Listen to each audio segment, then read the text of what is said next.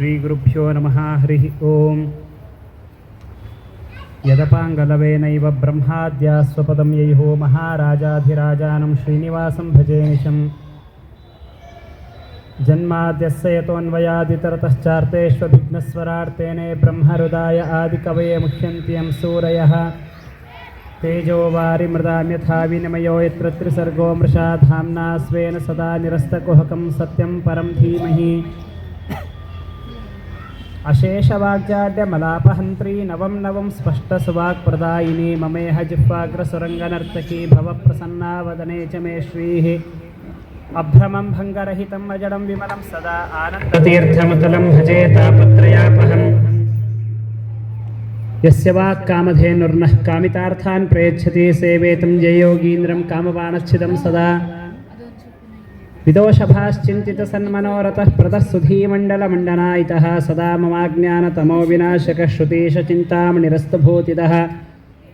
ಮೂಕೋಪಿ ಯತ್ಪ್ರಸಾದೇನ ಮುಕುಂದಶಯನಾಯತೆ ರಾಜರಾಜಾಯತೆ ರಿಕ್ತೋ ರಾಘವೇಂದ್ರಂ ತಮಾಶ್ರಯೇ. ಸತ್ಯನಾಥ ಗುರುಃ ಪಾತೋ ಯೋಧೀರೋ ನವಚಂದ್ರಿಕಾಂ ನವಾಮೃತಗದಾತೀರ್ಥತಾಂಡವಾನಿ ವ್ಯಚೀಕೃಪತ. ಸತ್ಯಾಭಿಜ್ಞಕರಾಬ್ಜೋತ್ಥಾನ್ ಪಂಚಾಶತ್ವರ್ಷಭೋಜಕಾನ್ ಸತ್ಯಪ್ರಮೋದತೀರ್ಥಾರ್ಯ ನೌಮಿನ್ಯಾಯಸುಧಾರತಾನ್. ಶಾಸ್ತ್ರೇಷು ಪಾರದೃಶ್ವಾನಂ ಶಾಸ್ತ್ರಜ್ಞೇಷು ಚ ವತ್ಸಲಂ ದೀನಭಕ್ತೋದ್ಧಾರಕರಂ ಸತ್ಯಾತ್ಮಾನಂ ನಿತಿಂ ಭಜೆ. ವಿದ್ಯಾಪೀಠವಿಧಾತಾರಂ ವಿದ್ಯಾವಾರಿಧಿಚಂದಿರಂ ವಿದ್ಯಾರ್ಥಿವತ್ಸಲಂ ವಂದೇ ಮಹಾಮಹಿಮಸದ್ಗುರುಂ. ಶ್ರೀಗುರುಭ್ಯೋ ನಮಃ ಹರಿ ಓಂ.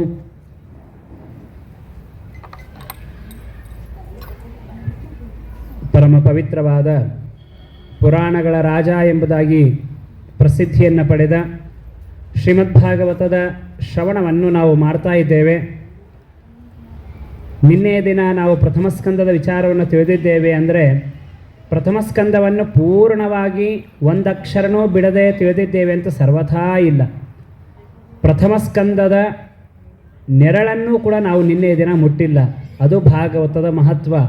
ಭಾಗವತ ಹೇಗೆ ಅಂತಂದರೆ, ಭಾಗವತದ ಒಂದು ಶ್ಲೋಕ ಹೇಳಲಿಕ್ಕೆ ಒಂದು ವರ್ಷನೂ ಸಾಲೋದಿಲ್ಲ. ಅದು ಭಾಗವತ. ಆದರೂ ಸ್ವತಃ ವೇದವ್ಯಾಸದ ದೇವರೇ ತಾವು ಶ್ಲೋಕಾರ್ಧಂ ಶ್ಲೋಕಪಾದಂ ವಾ ನಿತ್ಯಂ ಭಾಗವತೋದ್ಭವಂ ಎಂಬುದಾಗಿ ತಿಳಿಸಿದಂತೆ, ಒಂದು ಶ್ಲೋಕ ಆಗಲಿ ಶ್ಲೋಕ ಅರ್ಧ ಆಗಲಿ ಶ್ಲೋಕದ ಒಂದು ಪಾದ ಅಂದರೆ 25ನೇ ಒಂದು ಅಂಶ ಅಷ್ಟು ಅದನ್ನು ಶ್ರವಣ ಮಾಡಿದರೂ ಪಠಣ ಮಾಡಿದರೂ ಕೂಡ ಸಾಕು, ಮಹಾಪುಣ್ಯವನ್ನು ನೀಡುವಂಥದ್ದು ಎಂಬುದಾಗಿ ಸ್ವತಃ ವೇದವ್ಯಾಸ ದೇವರೇ ತಾವು ತಿಳಿಸಿಕೊಟ್ಟಿದ್ದಾರೆ. ತಾಪತ್ರಯೋನ್ಮೂಲನಂ, ಅಷ್ಟನ್ನೇ ಶ್ರವಣ ಮಾಡಿದರೂ ಕೂಡ ಸಾಕು, ನಮ್ಮ ಎಲ್ಲ ವಿಧವಾದ ತಾಪಗಳು, ಆಧ್ಯಾತ್ಮಿಕ, ಆದಿಭೌತಿಕ, ಆದಿದೈವಿಕ, 3 ವಿಧವಾದ ತಾಪಗಳ ಪರಿಹಾರ ಅದು ಭಾಗವತದ ಶ್ರವಣದಿಂದ ಆಗುವಂಥದ್ದು. ಆ ನಿಟ್ಟಿನಲ್ಲಿ ಭಾಗವತದ ಮಹಿಮೆಯನ್ನು ಯಥಾಮತಿಯಾಗಿ ತಿಳಿಯಲು ಪ್ರಯತ್ನ ಮಾಡೋಣ. ಭಾಗವತವೇ ತಿಳಿಸುವಂತೆ ಮಂದ ಸುಮಂದ ಮತಯ ಮಂದಭಾಗ್ಯ ಹ್ಯುಪಧೃತಾ. ನಾವು ಮಹಾ ಮಂದಭಾಗ್ಯವುಳ್ಳವರು. ಹಾಗಾಗಿಯೇ ಪೂರ್ಣ ಭಾಗವತವನ್ನು ನಮಗೆ ಸರ್ವಥಾ ಇಡೀ ಜನ್ಮದಲ್ಲೇನೆ ತಿಳ್ಕೊಳ್ಳಿಕ್ಕಾಗೋದಿಲ್ಲ. ಸ್ವತಃ ಭಾಗವತವೇ ಆ ಮಾತು ಹೇಳುತ್ತೆ. ಹಾಗಾಗಿ ಭಾಗವತದ ಯತ್ಕಿಂಚಿತ ಮಹಿಮೆಯನ್ನು ತಿಳಿಯಲು ಪ್ರಯತ್ನ ಮಾಡೋಣ. ಪಾಂಡವರ ಮೊಮ್ಮಗನಾದಂತಹ ಪರೀಕ್ಷಿತ ಮಹಾರಾಜ ತಾನು ಭೂಮಿಯನ್ನು ಆಳ್ತಾ ಇರುವಂತಹ ಸಂದರ್ಭದಲ್ಲಿ ಕಲಿ ನಿಗ್ರಹ ಮಾಡಿದ ವಿಚಾರ ಮತ್ತು ಆ ಪರೀಕ್ಷಿತ ಮಹಾರಾಜ ತಾನು ಅರಣ್ಯಕ್ಕೆ ಬಂದಾಗ ಅಲ್ಲಿ ಬಹಳ ಶಾಂತನಾಗಿದ್ದಾನೆ. ಆಯಾಸ ಆಗಿದೆ, ನೀರಡಿಕೆ ಆಗಿದೆ. ಆ ನೀರನ್ನು ಕುಡಿಯಬೇಕು ಅಂತ ಸುತ್ತಲೂ ನೋಡ್ತಾನೆ. ಎಲ್ಲೂ ನೀರು ಸಿಗದೇ ಇದ್ದಾಗ ದೂರದಲ್ಲಿ ಆಶ್ರಮ ಕಂಡಿತು. ಆಶ್ರಮಕ್ಕೆ ಬರ್ತಾ ಇದ್ದಾನೆ. ಆಶ್ರಮದಲ್ಲಿ ಋಷಿಗಳು ಧ್ಯಾನಾಸಕ್ತರಾಗಿದ್ದಾರೆ. ಅವರನ್ನು ನೋಡಿ ಇವರು ನಟನೆ ಮಾಡ್ತಾ ಇದ್ದಾರೆ ಅಂತ ಸರ್ಪವನ್ನು ಹಾಕಿದ. ಅಲ್ಲಿಂದ ಹೊರಟು ಹೋದ. ಆಗ ಋಷಿಕುಮಾರನ ಶಾಪದಿಂದ ತಾನು 7 ದಿನ ತನಗೆ ಆಯುಸ್ಸು ಅಂತ ತಿಳಿದ. ಹೇಗೆ ಅಂತಂದರೆ, ರಾಜ ತಾನು ಅಲ್ಲಿ ಶಮೀಕ ಋಷಿಗಳ ಕೊರಳಲ್ಲಿ ಸತ್ತು ಬಿದ್ದ ಹಾವನ್ನೇನೋ ಹಾಕಿದ. ಆದರೆ ತನ್ನ ರಾಜ್ಯಕ್ಕೆ ಹಿಂತಿರುಗಿ ಹೋಗುವಾಗ ಅವನು ಹೇಳ್ತಾನೆ, ಅದ್ಯೈವ ರಾಜ್ಯಂ ಬಲಮೃದ್ಧಕೋಶಂ ಪ್ರಕೋಪಿತ ಬ್ರಹ್ಮ ಕುಲಾನಲೋಮೆ ದಹತ್ವ ಭದ್ರಸ್ಯ ಪುನರ್ನಮೇ ಭೂತ್ ಪಾಪೀಯಸಿ ಧೀರ್ದ್ವಿಜ ದೇವತಾಸೋ. ಅದ್ಭುತವಾದ ಮಾತನ್ನು ಹೇಳ್ತಾನೆ. ಪಾಪೀಯಸಿ ಧೀಹಿ ದ್ವಿಜ ದೇವತಾಸು ಮಾ ಭೂತ್. ಇಂತಹ ಅಗಳೆ ನಾನೇನು ಕೆಟ್ಟ ಕೆಲಸ ಮಾಡಿದೆ, ಅಂತಹ ಈ ಒಂದು ದುರ್ಬುದ್ಧಿ, ಇಂತಹ ಪಾಪಿಷ್ಟವಾದ ಈ ಒಂದು ದುರ್ಬುದ್ಧಿ ನನಗೆ ಇನ್ನೆಂದಿಗೂ ಕೂಡ ಆ ಋಷಿಗಳ ಮೇಲೆ, ಗುರುಗಳ ಮೇಲೆ, ದೇವತೆಗಳ ಮೇಲೆ ನನಗೆ ಬರಬಾರದು. ನಾನೇನು ಇವತ್ತು ಇಷ್ಟು ದೊಡ್ಡ ತಪ್ಪು ಮಾಡಿದ್ದೇನೆ, ಆ ತಪ್ಪಿನಿಂದಾಗಿ ಅದ್ಯೈವ ರಾಜ್ಯಂ ಬಲಮೃದ್ಧ ಕೋಶಂ, ಇವತ್ತೇ ಇಡೀ ನನ್ನ ರಾಜ್ಯ, ನನ್ನ ಎಲ್ಲ ಕೋಶಾಗಾರ ಅದೆಲ್ಲವೂ ಕೂಡ ಅದು ದಹತು, ಸುಟ್ಟು ಭಸ್ಮ ಆಗಲಿ. ಯಾಕೆಂದರೆ ಪ್ರಕೋಪಿತ ಬ್ರಹ್ಮ ಕುಲಾನಲೋಮೆ, ಆ ಮಹಾಜ್ಞಾನಿಗಳಾದ ತಪಸ್ವಿಗಳಾದ ಶಮೀಕ ಋಷಿಗಳಿಗೆ ನಾನು ಅವಮಾನ ಮಾಡಿದ್ದೇನೆ, ಹಾಗಾಗಿ ನನಗೆ ಅಂತಹ ಶಿಕ್ಷೆ ಆಗಲಿ ಅಂತ ತನ್ನಷ್ಟಕ್ಕೆ ತಾನೇ ಆ ರೀತಿಯಾಗಿ ಆಲೋಚನೆ ಮಾಡ್ತಾ ಹೋಗ್ತಾ ಇದ್ದಾನೆ. ಅಷ್ಟರಲ್ಲಿ ಅವನಿಗೆ ಗೊತ್ತಾಯಿತು ತಕ್ಷಕ ಸರ್ಪದಿಂದ ತನಗೆ ಮರಣ, ಋಷಿಕುಮಾರನ ಶಾಪ ಉಂಟಾಗಿದೆ ಅಂತ ಹೇಳಿದಾಗ ಸಸಾಧುಮೇನೆ, ಇದೇ ಯೋಗ್ಯವಾದದ್ದು ಅಂತ ತಾನು ಸಂತೋಷಪಟ್ಟ. ಭಾರೀ ಸಂತೋಷಪಟ್ಟು ಎಲ್ಲವನ್ನೂ ಕೂಡ ತ್ಯಾಗ ಮಾಡಿ ತಾನು ಗಂಗಾ ತೀರಕ್ಕೆ ಬರ್ತಾ ಇದ್ದಾನೆ. ಶುಕಸ್ಥಲ ಅಂತ ಕರೀತಾರೆ. ಆ ಶುಕಸ್ಥಲಕ್ಕೆ ಬಂದಿದ್ದಾನೆ, ಶುಕ್ತಾಲ್. ಆ ಶುಕ್ತಾಲಿಗೆ ಬಂದಿದ್ದಾನೆ. ಗಂಗಾ ನದಿ, ಇಲ್ಲೊಂದು ಪ್ರಶ್ನೆ, ಹಸ್ತಿನಾವತಿಯ ನದಿ ಅಲ್ಲಿರುವಂಥದ್ದು ಯಾವುದು? ಯಮುನಾ ನದಿ. ಆ ಯಮುನಾ ನದಿ ಅಲ್ಲೇ ಇರಬೇಕಾದ್ರೆ ಈಗಿನ ದಿಲ್ಲಿ ಅಂತಂದರೆ ಇಂದ್ರಪ್ರಸ್ಥ, ಆ ಇಂದ್ರಪ್ರಸ್ಥಕ್ಕೆ ರಾಜ, ಅಲ್ಲಿ ಯಮುನಾ ನದಿ ಇದೆ. ಪ್ರಾಯೋಪವೇಶನೆ ಮಾಡಬೇಕು ಅಂತಾಗಿದ್ದರೆ ಯಮುನಾ ನದಿಯಲ್ಲೇ ಅಲ್ಲೇ ಇರ್ಬೋದಾಗಿತ್ತು. ಗಂಗಾ ನದಿಗೆ ಯಾಕೆ ಬಂದ ಅಂತಂದರೆ ಭಾಗವತಕಾರರು ಹೇಳ್ತಾರೆ, ಯಾವೈಲ ಸತ್ಶ್ರೀ ತುಳಸಿ ವಿಮಿಶ್ರ ಕೃಷ್ಣಾಂಘ್ರೇಣ್ವಂಭ್ಯಧಿಕಾಂಬು ನೇತ್ರೇ ಪುನಾತ್ಯ ಶೇಷಾನುಭಯತ್ರ ಲೋಕಾನ್ ಕಸ್ತಾನ್ನ ಸೇವೇತ ಮರಿಷ್ಯಮಾಣಃ. ಗಂಗಾ ನದಿಯ ನೀರಿನಲ್ಲಿ ಒಂದು ದಳ ತುಳಸಿ ಹಾಕಿದರೆ ಅದು ತೀರ್ಥ ಅಂತ ಕರೆಸಿಕೊಳ್ಳುತ್ತೆ. ಯಾಕೆ? ನಾವು ನಮ್ಮ ಮನೆಯಲ್ಲಿ ಪೂಜೆ ಮಾಡುವಾಗ ಸಾಲಿಗ್ರಾಮಾದಿಗಳಿಗೆ, ಸಾಲಿಗ್ರಾಮ, ಸುದರ್ಶನ, ಚಕ್ರಾಂಕಿತ, ವಿಷ್ಣುಪಾದ ಮತ್ತು ದೇವರ ಪ್ರತಿಮೆ, ಈ 5 ಇದ್ದು ಅವುಗಳಿಗೆ ಅಭಿಷೇಕ ಮಾಡಿದ ನೀರಿಗೆ ತೀರ್ಥ ಅಂತ ಕರೀತಾರೆ. ಬರೇ ಒಂದೊಂದಿದ್ರೂ ಕೂಡ ಅದು ನಡೆಯೋದಿಲ್ಲ, 5 ಇರಲೇಬೇಕು. ಚಕ್ರಾಂಕಿತನೂ ಇರಬೇಕು, ಸುದರ್ಶನವೂ ಇರಬೇಕು, ಸಾಲಿಗ್ರಾಮವೂ ಇರಬೇಕು, ವಿಷ್ಣುಪಾದವೂ ಕೂಡ ಇರಬೇಕು, ದೇವರ ಪ್ರತಿಮೆಯೂ ಇರಬೇಕು. ಈ 5 ಇದ್ದು ಅದಕ್ಕೆ ಅಭಿಷೇಕ ಮಾಡಿದಾಗ ಅದು ತೀರ್ಥ ಅಂತ ಕರೆಸಿಕೊಳ್ಳುತ್ತೆ. ಚಕ್ರಾಂಕಿತ ಮಹತ್ವ ಎಷ್ಟಿದೆ ಅಂತಂದರೆ, ಯಾವ ಮನೆಯಲ್ಲಿ ಚಕ್ರಾಂಕಿತ ಇರುತ್ತೋ ಅದರ ಸುತ್ತಲೂ 3 ಯೋಜನ ಇದು ಅತ್ಯಂತ ಪವಿತ್ರ ಅಂತ. 1 ಯೋಜನ ಅಂದರೆ 12 ಕಿಲೋಮೀಟರ್. ಆ ಸುತ್ತಲೂ ಇರುವ 3 ಯೋಜನ ಇದು ಅತ್ಯಂತ ಪರಮ ಪವಿತ್ರ. ಅಷ್ಟು ಮಹತ್ವ ಚಕ್ರಾಂಕಿತಕ್ಕೆ ಇದೆ. ಶಾಲಿಗ್ರಾಮದಂತೂ ನಿಮ್ಗೆ ಗೊತ್ತೇ ಇದೆ, ದೇವರ ನಿತ್ಯ ಸನ್ನಿಧಾನ ಶಾಲಿಗ್ರಾಮದಲ್ಲಿ. ಅಂತಹ ಆ 5 ಇದ್ದಾಗ ತೀರ್ಥ ಅಂತ ಕರೆಸಿಕೊಳ್ಳುತ್ತೆ. ಆದರೆ ಗಂಗಾ ನದಿಯಲ್ಲಿ ಒಂದು ದಳ ತುಳಸಿ ಹಾಕಿದರೆ ಅದು ತೀರ್ಥ ಅಂತ ಕರೆಸಿಕೊಳ್ಳುತ್ತೆ. ಯಾಕೆ ಅಂತಂದರೆ ಬ್ರಹ್ಮದೇವರು ಪಾದ ತೊಳೆದಾಗ ಹರಿದು ಬಂದ ನದಿ ಅದು. ಹೀಗಾಗಿ ನಾವು ಕೇವಲ ಒಂದು ಅಧಿಷ್ಠಾನ, ದೇವರ ಅಧಿಷ್ಠಾನಕ್ಕೆ ಅಭಿಷೇಕ ಮಾಡಿ ಅದೇ ತೀರ್ಥ ಅಂತ ಕರೆಸಿಕೊಂಡ್ರೆ ನೇರವಾಗಿ ಪರಮಾತ್ಮನ ಪಾದವೇ ತೊಳೆದ ನೀರದು. ಹೀಗಾಗಿ ಅಷ್ಟು ಶ್ರೇಷ್ಠವಾದದ್ದು. ಯಾವೈ ಲಸಶ್ರೀ ತುಳಸಿ ವಿಮಿಶ್ರ, ತುಳಸಿಯನ್ನು ಮಿಶ್ರಣ ಮಾಡಿದರೆ ಸಾಕೋದು ಏನು ಮಾಡುತ್ತೆ ಅಂತಂದರೆ ಪುರಾತ್ಯಶೇಷಾನ್, ನಮ್ಮ ಎಲ್ಲ ವಿಧವಾದ ಪಾಪಗಳನ್ನು ಕಳೆದು ನಮ್ಮನ್ನು ವಿಶೇಷವಾಗಿ ಪುನೀತರನ್ನಾಗಿ ಮಾಡುವಂತಹ ನದಿ. ಹಾಗಾಗಿ ಯಮುನಾ ನದಿ ಪಕ್ಕದಲ್ಲಿ ಇದ್ದರೂ ತಾನು ಯಾವ ಗಂಗಾ ನದಿಯ ಸಮೀಪದಲ್ಲಿ ಬಂದ. ಗಂಗಾ ನದಿಯ ತೀರಕ್ಕೆ ಪರೀಕ್ಷಿತ ಮಹಾರಾಜ ತಾನು ಅಲ್ಲಿ ಬರ್ತಾ ಇದ್ದಾನೆ. ಆಗ ಎಲ್ಲ ಋಷಿಗಳು ಕೂಡ ತಾವು ಬಂದಿದ್ದಾರೆ. ಅದೇ ಸಂದರ್ಭದಲ್ಲಿ ಶುಕಾಚಾರ್ಯರು ಕೂಡ ತಾವು ಬಂದಿದ್ದಾರೆ. ಜ್ಞಾನಿಗಳ ಮಹತ್ವವೇ ಹಾಗೆ, ದೇವರ ಕಾರುಣ್ಯ ಅಂತಹದ್ದೇ.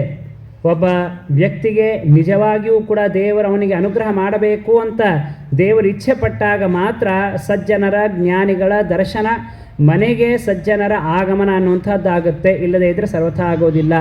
ಪರಮಾತ್ಮ ತಾನು ಯದಾ ಯದಾ ಹಿ ಧರ್ಮಸ್ಯ ಗ್ಲಾನಿರ್ಭವತಿ ಭಾರತ ಅಭ್ಯುತ್ಥಾನಂ ಅಧರ್ಮಸ್ಯ ತದಾತ್ಮಾನಂ ಸೃಜಾಮ್ಯಹಂ ಎಂಬುದಾಗಿ ತಿಳಿಸಿ, ಅಧರ್ಮದ ತಾಂಡವ ನಡೆಯುತ್ತಿರುವಾಗ ನಾನು ಅವತಾರ ಮಾಡಿ ಆ ಅಧರ್ಮವನ್ನು ನಾಶ ಮಾಡ್ತೇನೆ ಅಂತ ಹೇಳಿದ್ದ. ಆದರೆ ಪರಮಾತ್ಮ ನಾತಃ ಕಲೋ ತ್ರಿಯುಗ ಉಹೂತಿ, ಪರಮಾತ್ಮ ಕೃತತ್ರೇತ ದ್ವಾಪರ 3 ಯುಗದಲ್ಲಿ ಅವತಾರ ಮಾಡ್ತಾನೆ.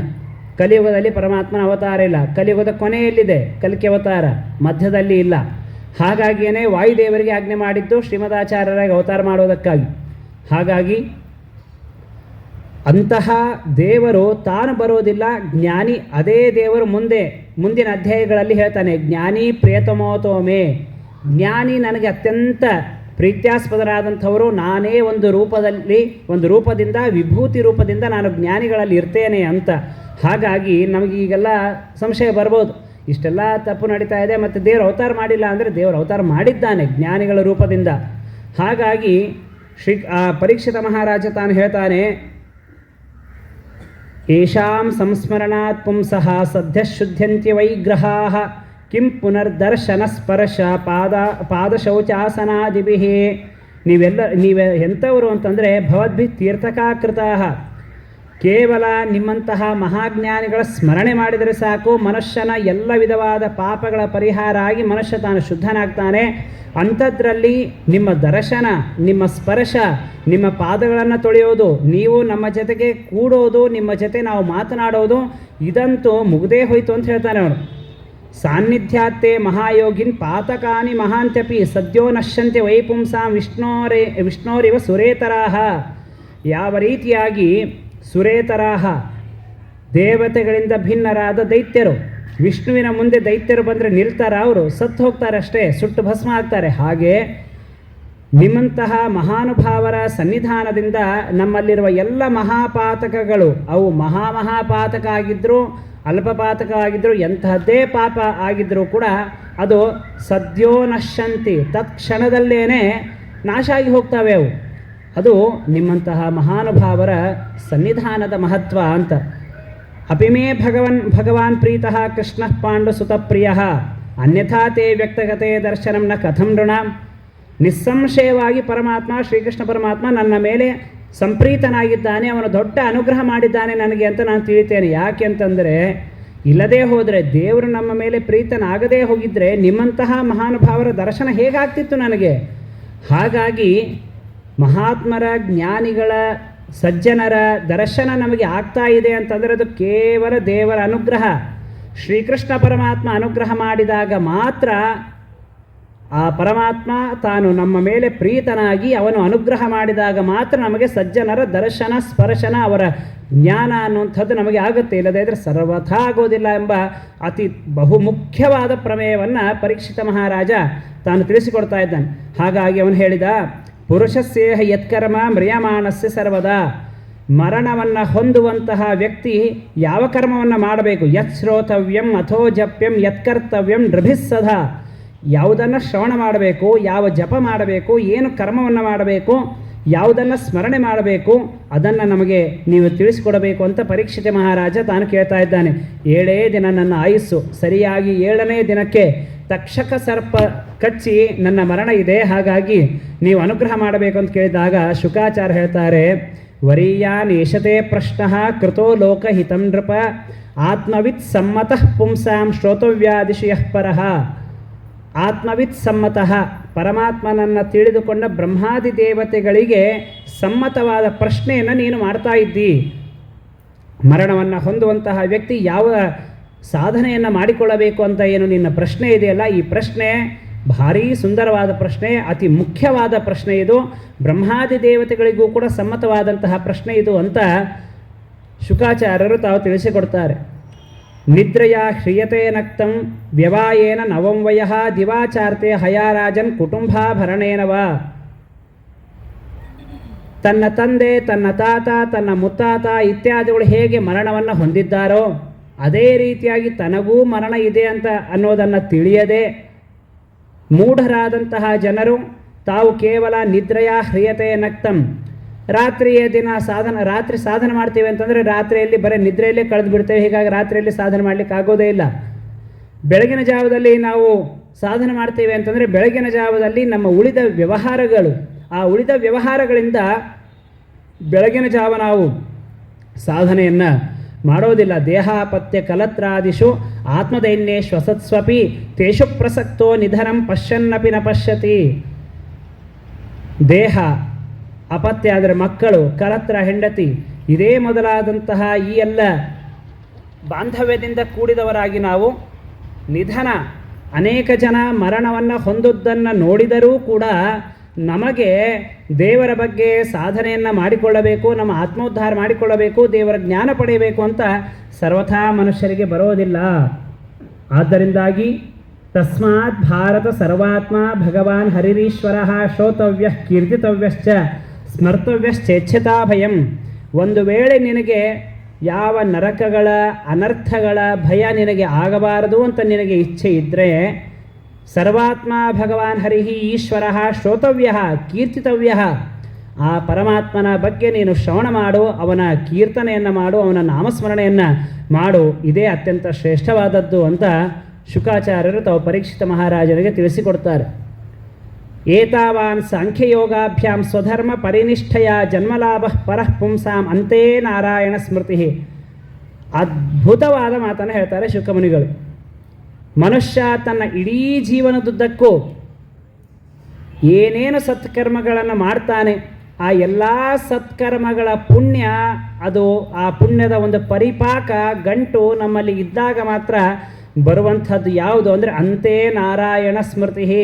ಮನುಷ್ಯ ಮರಣವನ್ನು ಹೊಂದುವಾಗ ದೇವರ ನಾಮಸ್ಮರಣೆಯನ್ನು ಮಾಡಿದ ಅಂತಂದರೆ ಜನ್ಮ ಲಾಭ, ಅವನು ಹುಟ್ಟಿದ್ದಕ್ಕೂ ಸಾರ್ಥಕ ಅಂತ. ನಿಜವಾಗಿಯೂ ಕೂಡ ಅವನ ಹುಟ್ಟು ಇದು ಸಾರ್ಥಕ ಅಂತ ಯಾವಾಗ ಅಂದರೆ ಅವನು ದುಡ್ಡು ಗಳಿಸಿದ್ರೆ ಅಲ್ಲ, ಸಂತಾನ ಪಡೆದರೆ ಅಲ್ಲ, ಇನ್ನೇನೇನೋ ಮಾಡಿದರೆ ಅಲ್ಲ. ಅಂತೆ ನಾರಾಯಣ ಸ್ಮೃತಿ. ಯಾವಾಗ ಅವನು ತನ್ನ ಮರಣಕಾಲದಲ್ಲಿ ಆ ದೇವರ ಸ್ಮರಣೆ ಮಾಡ್ತಾನಲ್ಲ, ಇದರಿಂದ ತಿಳಿದು ಬರುತ್ತೆ ಇವನೆಂಥ ಸಾರ್ಥಕ ಜೀವಿ, ತನ್ನ ಜೀವನವನ್ನು ಸಾರ್ಥಕ ಮಾಡಿಕೊಂಡಿದ್ದಾನೆ ಅಂತ. ಹೀಗಾಗಿ ಜನ್ಮಲಾಭ ಪರಃ ಪುಂಸಾಂ, ಪರಹ ಅತ್ಯಂತ ಶ್ರೇಷ್ಠವಾದದ್ದು ಯಾವುದು ಅಂದರೆ ಅಂತೆ ನಾರಾಯಣ ಸ್ಮೃತಿ, ದೇವರ ಸ್ಮರಣೆ ಮಾಡೋದು ಅಂತ. ಇಲ್ಲಿ ಆಚಾರ್ಯರು ನಮಗೆ ತಿಳಿಸಿಕೊಡ್ತಾರೆ ಅಂತೆ ನಾರಾಯಣ ಸ್ಮೃತಿ ಅಂತ ಹೇಳಿದ್ದಾರೆ. ಅಂತ್ಯಕಾಲದಲ್ಲಿ ನಾರಾಯಣನ ಸ್ಮರಣೆ ಮಾಡಬೇಕು. ಅಂತ್ಯಕಾಲ ಅಂತಂದರೆ ನಾವು ಇನ್ನೂ ಒಂದು 100 ವರ್ಷ ಬದುಕಿರ್ತೇವೆ, ಈಗಾಕೆ ನಾರಾಯಣ ಸ್ಮರಣೆ ಮಾಡಬೇಕು ಅಂತಂದರೆ ಅದಕ್ಕೆ ಹೇಳ್ತಾರೆ ಅಂತ ಅನ್ನುವಂತಹ ಶಬ್ದಕ್ಕೆ ನಿರ್ಣಯ ಅಂತ ಅರ್ಥ.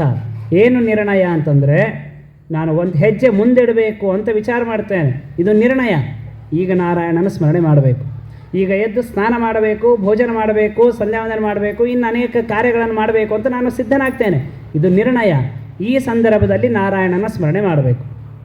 ಹೀಗೆ ಅಂತ ಅನ್ನುವಂಥ ಶಬ್ದಕ್ಕೆ ಕೊನೆ ಅಂತ ಅರ್ಥ ಅಲ್ಲ, ಅಂತ ಅನ್ನುವಂಥ ಶಬ್ದಕ್ಕೆ ನಿರ್ಣಯ ಅಂತ ಅರ್ಥ.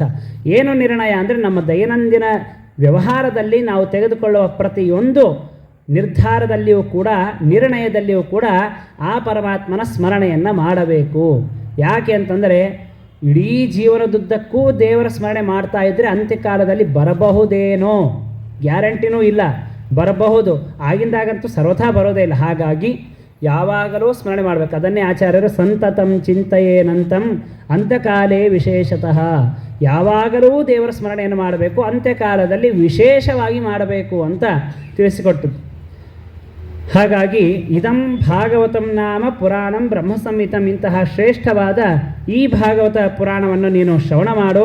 ನಾನು ಇದನ್ನು ಅಧೀತವಾನ್ ದ್ವಾಪರಾದೋ ಪಿತುರ್ದ್ವೈಪಾಯನಾದಹಂ, ನನ್ನ ತಂದೆಯಾದಂತಹ ವೇದವ್ಯಾಸದೇವರು, ಆ ವೇದವ್ಯಾಸದೇವರಿಂದ ನಾನು ಇದನ್ನು ಶ್ರವಣ ಮಾಡಿದ್ದೇನೆ, ಅದನ್ನು ನಾನು ನಿನಗೆ ಹೇಳ್ತೇನೆ. ರಾಜ, ನೀನು ಹೇಳ್ತಾ ಇದ್ದೆಲ್ಲ 7 ದಿನ ನನ್ನ ಆಯುಸ್ಸು, ಭಾಳ ಚಿಂತೆಯಾಗಿದೆ, ಏನು ಸಾಧನೆ ಹಾಗೆ ಹೀಗೆ ಅಂತ, ಏನೂ ಚಿಂತೆ ಮಾಡಬೇಡಪ್ಪ. ಖಟ್ವಾಂಗ ಅಂತ ಒಬ್ಬ ಸೂರ್ಯವಂಶದ ರಾಜ. ಆ ಸೂರ್ಯವಂಶದ ರಾಜ ತಾನು ದೇವತೆಗಳ ಮತ್ತು ದೈತ್ಯರ ಯುದ್ಧ ನಡೀತಿರಬೇಕಾದ್ರೆ ದೇವತೆಗಳ ಪಕ್ಷದಲ್ಲಿ ಸೇರಿಕೊಂಡು ಆ ದೈತ್ಯರ ಜೊತೆ ಯುದ್ಧ ಮಾಡಿದ. ಯುದ್ಧ ಎಲ್ಲ ಮುಗೀತು. ಮುಗಿದ ಮೇಲೆ ಎಲ್ಲ ದೇವತೆಗಳು ಅವನಿಗೆ ಕೇಳ್ತಾರೆ, ನಿನಗೇನು ವರ ಬೇಕಪ್ಪ ಅಂತಂದರೆ ಇವನು ಹೇಳ್ತಾನೆ, ನೀವು ಅನುಗ್ರಹ ಮಾಡೋದೇ ಆದರೆ ನನಗೆ ಒಂದು ವರ ಕೊಡಬೇಕು. ಏನು ಅಂದರೆ ನನ್ನ ಮರಣ ಯಾವಾಗ ಹೇಳ್ರಿ ಅಂತ. ಆಗ ದೇವತೆಗಳು ಹೇಳ್ತಾರೆ, ಒಂದೇ ಮುಹೂರ್ತ ನಿನ್ನ ಆಯುಸ್ಸು. ಒಂದು ಮುಹೂರ್ತ ಅಂದರೆ 48 ನಿಮಿಷ. ಆ ಒಂದೇ ಮುಹೂರ್ತ ನಿನ್ನ ಆಯುಸ್ಸು ಅಂತ ಹೇಳಿದಾಗ, ಒಂದೇ ಮುಹೂರ್ತದಲ್ಲಿ ಮುಹೂರ್ತಾತ್ ಸಂಗಮುತ್ಸೃಜ್ಯ ಗತವಾನ್ ಅಭಯಂ ಹರಿಂ, ಒಂದೇ ಒಂದು ಮುಹೂರ್ತದಲ್ಲಿ ತಾನು ಎಲ್ಲ ಸಂಘವನ್ನು ತ್ಯಾಗ ಮಾಡಿ ದೇವರ ಸ್ಮರಣೆ ಮಾಡಿ ತಾನು ಮೋಕ್ಷವನ್ನು ಪಡೆದಿದ್ದಾನೆ. ನಿನಗಂತೂ 7 ದಿನ ಆಯುಸ್ಸಿದೆ, ಏನೂ ಚಿಂತೆ ಮಾಡಬೇಡ, ಅವಶ್ಯವಾಗಿ ನಿನ್ನ ಸಾಧನೆ ಆಗುತ್ತೆ. ನಾನು ನಿನಗೆ ಭಾಗವತದ ಉಪದೇಶ ಮಾಡ್ತೇನೆ, ಆ ಭಾಗವತದ ಉಪದೇಶದಿಂದ ನಿನ್ನ ಸಾಧನೆ ಆಗುತ್ತೆ ಎಂಬುದಾಗಿ ಶುಕಾಚಾರ್ಯರು ತಾವು ತಿಳಿಸಿಕೊಡ್ತಾ ಇದ್ದಾರೆ. ಆ ದೇವರ ಧ್ಯಾನವನ್ನು ಅಭ್ಯಸೇನ್ ಮನಸಾ ಶುದ್ಧಂ ತ್ರಿವೃದ್ ಬ್ರಹ್ಮಾಕ್ಷರಂ ಪರಂ, ವಿಶೇಷವಾಗಿ ದೇವರ ಸ್ಮರಣೆಯನ್ನು ಮಾಡಬೇಕು. ಆ ದೇವರ ಸ್ಮರಣೆ, ದೇವರನ್ನು ಮನಸ್ಸಿನಲ್ಲಿ ಕೂಡಿಸಿಕೊಳ್ಳಬೇಕು. ಯಾಕೆ ಅಂತಂದರೆ ಪದಂ ತತ್ ಪರಮಂ ವಿಷ್ಣೋರ್ ಮನೋ ಯತ್ರ ಪ್ರಸೀದತಿ, ದೇವರ ಧ್ಯಾನ ಮಾಡುವಾಗ, ದೇವರ ಸ್ಮರಣೆ ಮಾಡುವಾಗ ನಮ್ಮ ಮನಸ್ಸು ಭಾರೀ ಪ್ರಶಾಂತವಾಗಿರುತ್ತೆ. ಹಾಗಾಗಿ ದೇವರ ಸ್ಮರಣೆಯನ್ನು ನಾವು ವಿಶೇಷವಾಗಿ ಮಾಡಬೇಕು ಎಂಬುದಾಗಿ ತಿಳಿಸಿಕೊಡ್ತಾ ಇದ್ದಾರೆ. ಈ ರೀತಿಯಾಗಿ ಹೇಳಿದಾಗ ರಾಜರು ಕೇಳ್ತಾ ಇದ್ದಾರೆ, ಪರೀಕ್ಷಿತ ಮಹಾರಾಜ, ಆ ದೇವರನ್ನು ನಮ್ಮ ಮನಸ್ಸಿನಲ್ಲಿ ತಂದು ಇಟ್ಕೊಳ್ಳೋದು ಹೇಗೆ?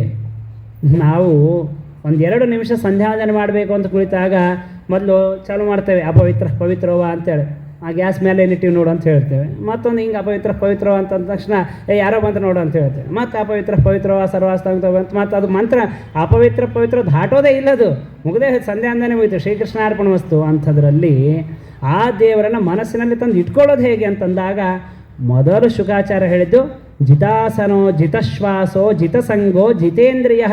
ಜಿತಾಸನ ಆಸನ ಜಯ ಮೊದಲು ಬರಬೇಕು. ಏನು ಆಸನ ಜಯ ಅಂದರೆ ಒಂದು ಬಾರಿ ಒಂದು ಕಡೆ ಕುಳಿತಿದ್ದಾನೆ ಅಂತಂದರೆ ಗಂಟೆಗಟ್ಟಲೆ ಅಲ್ಲೇ ಕೂಡಬೇಕು. ಇದಕ್ಕೆ ಆಸನ ಜಯ ಅಂತ ಕರೀತಾರೆ. ಇಂತಹ ಜಿತಾಸನ ಆಸನ ಜಯ ಇಲ್ಲದೇ ಇದ್ದರೆ ಏನೂ ಸಾಧ್ಯ ಇಲ್ಲ, ಏನೇನೇನೇನೂ ಸಾಧ್ಯ ಇಲ್ಲ. ನಮ್ಮಿಂದ ಯಾವ ಧರ್ಮ ಕಾರ್ಯನೂ ಮಾಡಲಿಕ್ಕಾಗೋದಿಲ್ಲ ಆಸನ ಜಯ ಇಲ್ಲದೇ ಇದ್ದರೆ. ಹಾಗಾಗಿ ಮೊದಲು ಹೇಳಿದ್ದು ಜಿತಾಸನ, ಜಿತಶ್ವಾಸ. ಶ್ವಾಸದ ಒಂದು ಪ್ರಕ್ರಿಯೆಯನ್ನು ನಮ್ಮ ಹತೋಟಿಯಲ್ಲಿ ತಂದಿಟ್ಕೊಳ್ಬೇಕು. ಅದು ನಾವು ಮಾಡಲು ಸಾಧ್ಯ ಪ್ರಾಣಾಯಾಮದ ಮುಖಾಂತರ, ಅದನ್ನು ನಾವು ಮಾಡಲು ಸಾಧ್ಯ. ಜಿತಸಂಗ, ಒಳ್ಳೆಯ ಸಂಘದಿಂದ ತಾನಿರಬೇಕು, ದುರ್ಜನರ ಸಂಘದಿಂದ ದೂರ ಇರಬೇಕು. ಸ್ಥೂಲವಾಗಿ ಭಗವಂತನ ಧ್ಯಾನವನ್ನು ಮೊದಲು ಮಾಡಬೇಕು. ಆ ಸ್ಥೂಲವಾದ ಭಗವಂತನ ಧ್ಯಾನ ಹೇಗೆ ಅಂತಂದರೆ, ಈ ಜಗತ್ತೇ ದೇವರ ಒಂದು ರೂಪ. ಪಾತಾಳಮೇತಸ್ಯ ಹಿ ಪಾದ ಮೂಲಂ ಪಠಂತಿ ಪಾರ್ಷ್ಣಿ ಪ್ರಪದೇ ರಸಾತಲಂ. ಪಾತಾಳ ಲೋಕ ಏನಿದೆ ಇದೇ ಪರಮಾತ್ಮನ ಪಾದ ಮೂಲ, ಪಾದದ ಕೆಳಭಾಗ. ಪಾರ್ಷ್ಣಿ ಪ್ರಪದೇ ರಸಾತಲಂ, ಪಾರ್ಷ್ಣಿ ಭಾಗ ಅಂದರೆ ಅದು ರಸಾತಲ ಲೋಕ. ಮಹಾತಲ ಇದು ಪರಮಾತ್ಮನ ಗುಲ್ಫಗಳು, ಮೊಳಕಾಲು. ತಲಾತಲ ಲೋಕ ಇದು ಪರಮಾತ್ಮನ ಜಂಘ. ಅದಾದ ನಂತರ ಸುತಲ ಲೋಕ ಇದು ಪರಮಾತ್ಮನ ಜಾನುನಿ, ಮೊಳಕಾಲು, ಊರು ಭಾಗಗಳು. ಹೀಗೆ ಇಡೀ ಲೋಕ ಏನಿದೆ ಅಲ್ಲ, 14 ಲೋಕಾತ್ಮಕವಾದಂತಹ ಈ ಬ್ರಹ್ಮಾಂಡವೇ ಒಂದು ಪರಮಾತ್ಮನ ರೂಪ ಅಂತ, ಇದಕ್ಕೆ ಸ್ಥೂಲ ರೂಪ ಅಂತ ಕರೀತಾರೆ. ಇಂತಹ ಸ್ಥೂಲ ರೂಪದ ಚಿಂತನೆಯನ್ನು ನಾವು ಮಾಡಬೇಕು.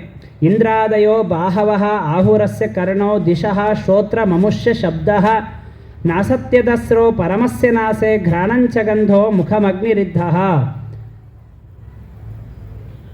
ದಿಕ್ಕುಗಳೇ ಪರಮಾತ್ಮನ ಕಿವಿ, ಪರಮಾತ್ಮನ ಮುಖ ಅಂದರೆ ಅದೇ ಅಗ್ನಿ, ಅಶ್ವಿನಿ ದೇವತೆಗಳೇ ಪರಮಾತ್ಮನ ಮೂಗುಗಳು. ಹೀಗೆ ನಾವು ಚಿಂತನೆಯನ್ನು ಮಾಡಬೇಕು ಎಂಬುದಾಗಿ ತಿಳಿಸಿಕೊಡ್ತಾರೆ. ಅದನ್ನೇ ತತ್ವನ್ಯಾಸ ಮಾತೃಕಾನ್ಯಾಸ ಅಂತ ಇದೆ. ನಾರಾಯಣ ಅಷ್ಟಾಕ್ಷರ ಮಂತ್ರವನ್ನು ಜಪ ಮಾಡೋಕ್ಕಿಂತ ಮೊದಲು ತತ್ವನ್ಯಾಸ ಮಾತೃಕಾನ್ಯಾಸವನ್ನು ಮಾಡಬೇಕು. 24 ತತ್ವಗಳು ಹೊರಗಡೆಗೂ ಇದೆ, ದೇಹದಲ್ಲಿಯೂ ಇದೆ.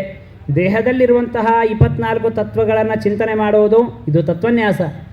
ಅಮ್ಮಜಾಯ ನಮಃ, ಆಂ ಆನಂದಾಯ ನಮಃ, ಈಂ ಇಂದ್ರಾಯ ನಮಃ, ಈಂ ಈಶಾನಾಯ ನಮಃ, ಓಂ ಉಗ್ರಾಯ ನಮಃ, ಓಂ ಊರ್ಜಾಯ ನಮಃ ಅಂತ ಹೇಳಿ ಏನು 51 ಮಾತೃಕಾ ಅಕ್ಷರಗಳಿವೆ. ಆ ಒಂದೊಂದು ಅಕ್ಷರದಿಂದ ಪರಮಾತ್ಮನ ಒಂದೊಂದು ರೂಪದ ಚಿಂತನೆ ಮಾಡೋದು ಇದೇ ಮಾತೃಕಾನ್ಯಾಸ. ಈ ತತ್ವನ್ಯಾಸ ಮಾತೃಕಾನ್ಯಾಸ ಮಾಡಬೇಕು. ಈ ತತ್ವನ್ಯಾಸ ಮಾತೃಕಾನ್ಯಾಸದಲ್ಲಿ ಏನೇ ತತ್ವಗಳ ಬಗ್ಗೆ ವಿಶೇಷವಾಗಿ ಯಾವ ಯಾವ ತತ್ವಕ್ಕೆ ಯಾವ ಯಾವ ದೇವತೆಗಳು ಅಭಿಮಾನಿಗಳು ಅನ್ನೋದನ್ನು ಅಲ್ಲಿ ಸ್ಪಷ್ಟವಾಗಿ ತಿಳಿಸಿಕೊಟ್ಟಿದ್ದಾರೆ. ಹಾಗೆ ಆ ಪರಮಾತ್ಮನ ಸ್ಥೂಲ ರೂಪದ ಚಿಂತನೆಯನ್ನು ಮಾಡಬೇಕು ಎಂಬುದಾಗಿ ತಿಳಿಸಿಕೊಡ್ತಾ ಪರೀಕ್ಷಿತ ಮಹಾರಾಜ ಕೇಳಿದಂತೆ, ಅಲ್ಲ ಸ್ವಾಮಿ, ನಾವಿದೆಲ್ಲ ಚಿಂತನೆ ಧ್ಯಾನ ಅಂತೆಲ್ಲ ಮಾಡ್ತಾ ಕೂತ್ರೆ ನಮ್ಮ ಹೊಟ್ಟೆ ನಡೆಯೋದು ಹೇಗೆ? ನಮ್ಮ ದೈನಂದಿನ ವ್ಯವಹಾರ ನಡಿಬೇಕಲ್ಲ, ಮತ್ತು ಅದಕ್ಕೆ ದಾರಿ ಏನು ಅಂತಂದರೆ ಅದಕ್ಕೆ ಹೇಳ್ತಾರೆ, ಸತ್ಯಾಂಕ್ಷಿತೌ ಕಿಂ ಕಶುಪೋ ಪ್ರಯಾಸೆ ಬಹ್ವೋ ಸ್ವಸಿದ್ಧೇಷ್ಯುಪಬರ್ಹಣೈ ಕಿಂ ಸತ್ಯಂಜಲೋ ಕಿಂ ಪರುಪರ್ಣಪಾತ್ರೈರ್ದಿಗ್ವಸ್ತ್ರಲಾಭೇ ಸತಿ ಕಿಂದುಕೂಲೈಃ. ಮಹಾತ್ಮರು, ಜ್ಞಾನಿಗಳು, ಸಾಧುಗಳ ಒಂದು ಚಿಂತನೆ ಹೇಗಿರುತ್ತೆ ಅಂತಂದರೆ, ಸತ್ಯಾಂಶಿತೋ ಕಿಂ ಕಶಿಪೋ ಪ್ರಯಾಸೆ. ಅವರು ಮಲಗಬೇಕಾದ್ರೆ ಹಾಸಿಗೆಯನ್ನು ಹುಡುಕೋದೇ ಇಲ್ಲ ಅವರು. ಕಿಂ ಕಶಿಪೋ ಪ್ರಯಾಸೆ ಸತ್ಯಾಂಕ್ಷಿತೋ, ಭೂಮಿಯೇ ಹಾಸಿಗೆಯಾಗಿದ್ದಾಗ ಇನ್ನೊಂದು ಹಾಸಿಗೆ ಬಗ್ಗೆ ಅವರು ತಲೆನೇ ಕೆಡಿಸ್ಕೋದಿಲ್ಲ. ಅಲ್ರಿ ಮತ್ತು ಕೆಲವರಿಗೆಲ್ಲ ಒಂದು ವ್ಯಸನ, ಒಂದು ರೀತಿಯಾದಂತಹ ಒಂದು ಚಟ ಇರುತ್ತೆ ಅಂತ ಇಟ್ಕೊಳ್ರಿ. ಏನು ಅಂತಂದರೆ ಅವರೇ ಹೇಳ್ತಾ ಇರ್ತಾರೆ, ನಮ್ಗೆ ತಲೆದಿಂಬಿದ್ರೆ ನಿದ್ದೆನೇ ಬರೋದಿಲ್ಲರಿ ಇಲ್ಲದೇ ಇದ್ರೆ ಅಂತ. ಹೌದಾ? ಹಾಗಾದರೆ ಬಾಹೋ ಸ್ವಸಿದ್ಧೈ ಶುಪಬರಹಣೆ ಕಿಂ, ನಿಮ್ಮ ಕೈ ಇದೆ ಅಲ್ಲ, ಆ ಕೈಯನ್ನೇ ತಲೆ ಕೆಳಗೆ ಇಟ್ಕೊಂಡು ಮಾಡ್ಕೊಂಡ್ರೆ ಮುಗಿದೋಯ್ತು, ಅಲ್ಲಿ ಉಪಬರಹಣ ಬಂತೆ, ತಲೆದಿಂಬು ಮತ್ತೆ ಇನ್ನೊಂದು ತಲೆದಿಂಬು ಅಂತ. ಅದಾದರೆ ಇಲ್ರಿ, ಸರಿ ಆಯಿತು, ಮಲಗಲಿಕ್ಕಾಯಿತು ಸರಿ, ಮತ್ತು ಊಟಕ್ಕೆ ಬೇಕಲ್ಲ, ತಿನ್ನಲಿಕ್ಕೆ ಕುಡಿಯೋದಕ್ಕೆ ಪಾತ್ರೆ ಬೇಕಲ್ಲ, ಪಾತ್ರೆನೂ ಬೇಡ ಅಂದ್ರೆ ಹೇಗೆ ಅಂತಂದರೆ ಸತ್ಯಂಜಲೋ ಕಿಂ ಪರು ಪರ್ಣ ಪಾತ್ರೆ, ಎರಡು ಕೈ ಜೇಡಿಸಿದ್ರೆ ಒಂದು ಪಾತ್ರೆ ಸಿದ್ಧ ಆಗುತ್ತೆ, ಮತ್ತೆ ಯಾಕೆ ಇನ್ನೊಂದು ಪಾತ್ರೆ ಅಂತಂದರು.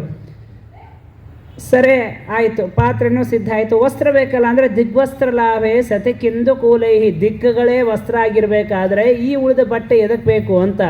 ಇದು ಮಹಾತ್ಮರು ಅವಧೂತರು ಈ ರೀತಿಯಾಗಿ ಜೀವಿಸುವಂತಹ ಕ್ರಮ.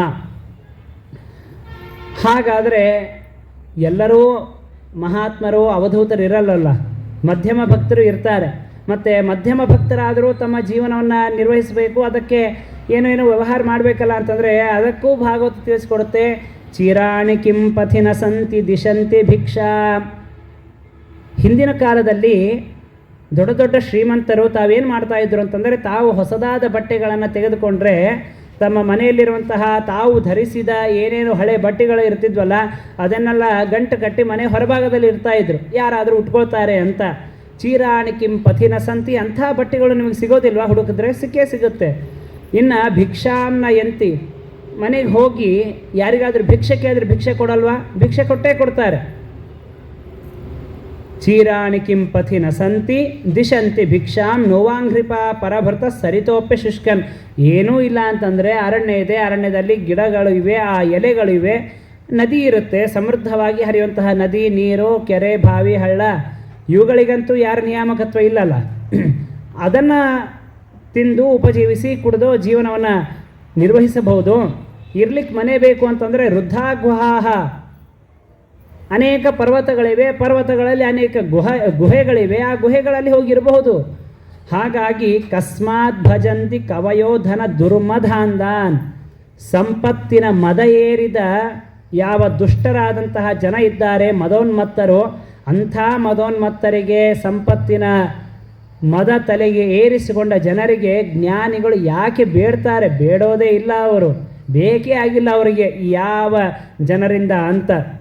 ಹಾಗಾಗಿ ಇವತ್ತಿಗೂ ಅಂಥ ಜ್ಞಾನಿಗಳಿದ್ದಾರೆ, ಸಾಧು ಜನ ಇದ್ದಾರೆ, ಪರ್ವತಗಳಲ್ಲೇ ವಾಸ ಮಾಡ್ತಾ ದಿಗ್ವಸ್ತ್ರ ಲಾಭೆ, ತಾವು ದಿಕ್ಕನ್ನೇ ವಸ್ತ್ರ ಆಗಿಟ್ಕೊಂಡ ಅನೇಕ ಅವಧೂತರು ಈಗಿನ ಕಾಲದಲ್ಲಿಯೂ ಕೂಡ ಇದ್ದಾರೆ. ಭಾಗವತ ಅದನ್ನು ನಮಗೆ ತಿಳಿಸಿಕೊಟ್ಟಿದೆ. ಹೀಗೆ ಅಂತಹ ಆ ಎಲ್ಲ ಜ್ಞಾನಿಗಳ ಆ ರೀತಿಯಾಗಿ ಅವಧೂತರ ಒಂದು ಚರ್ಯೆಯಿಂದ ನಾವು ಅವಶ್ಯವಾಗಿ ಜೀವನವನ್ನು ನಿರ್ವಹಿಸಬಹುದು.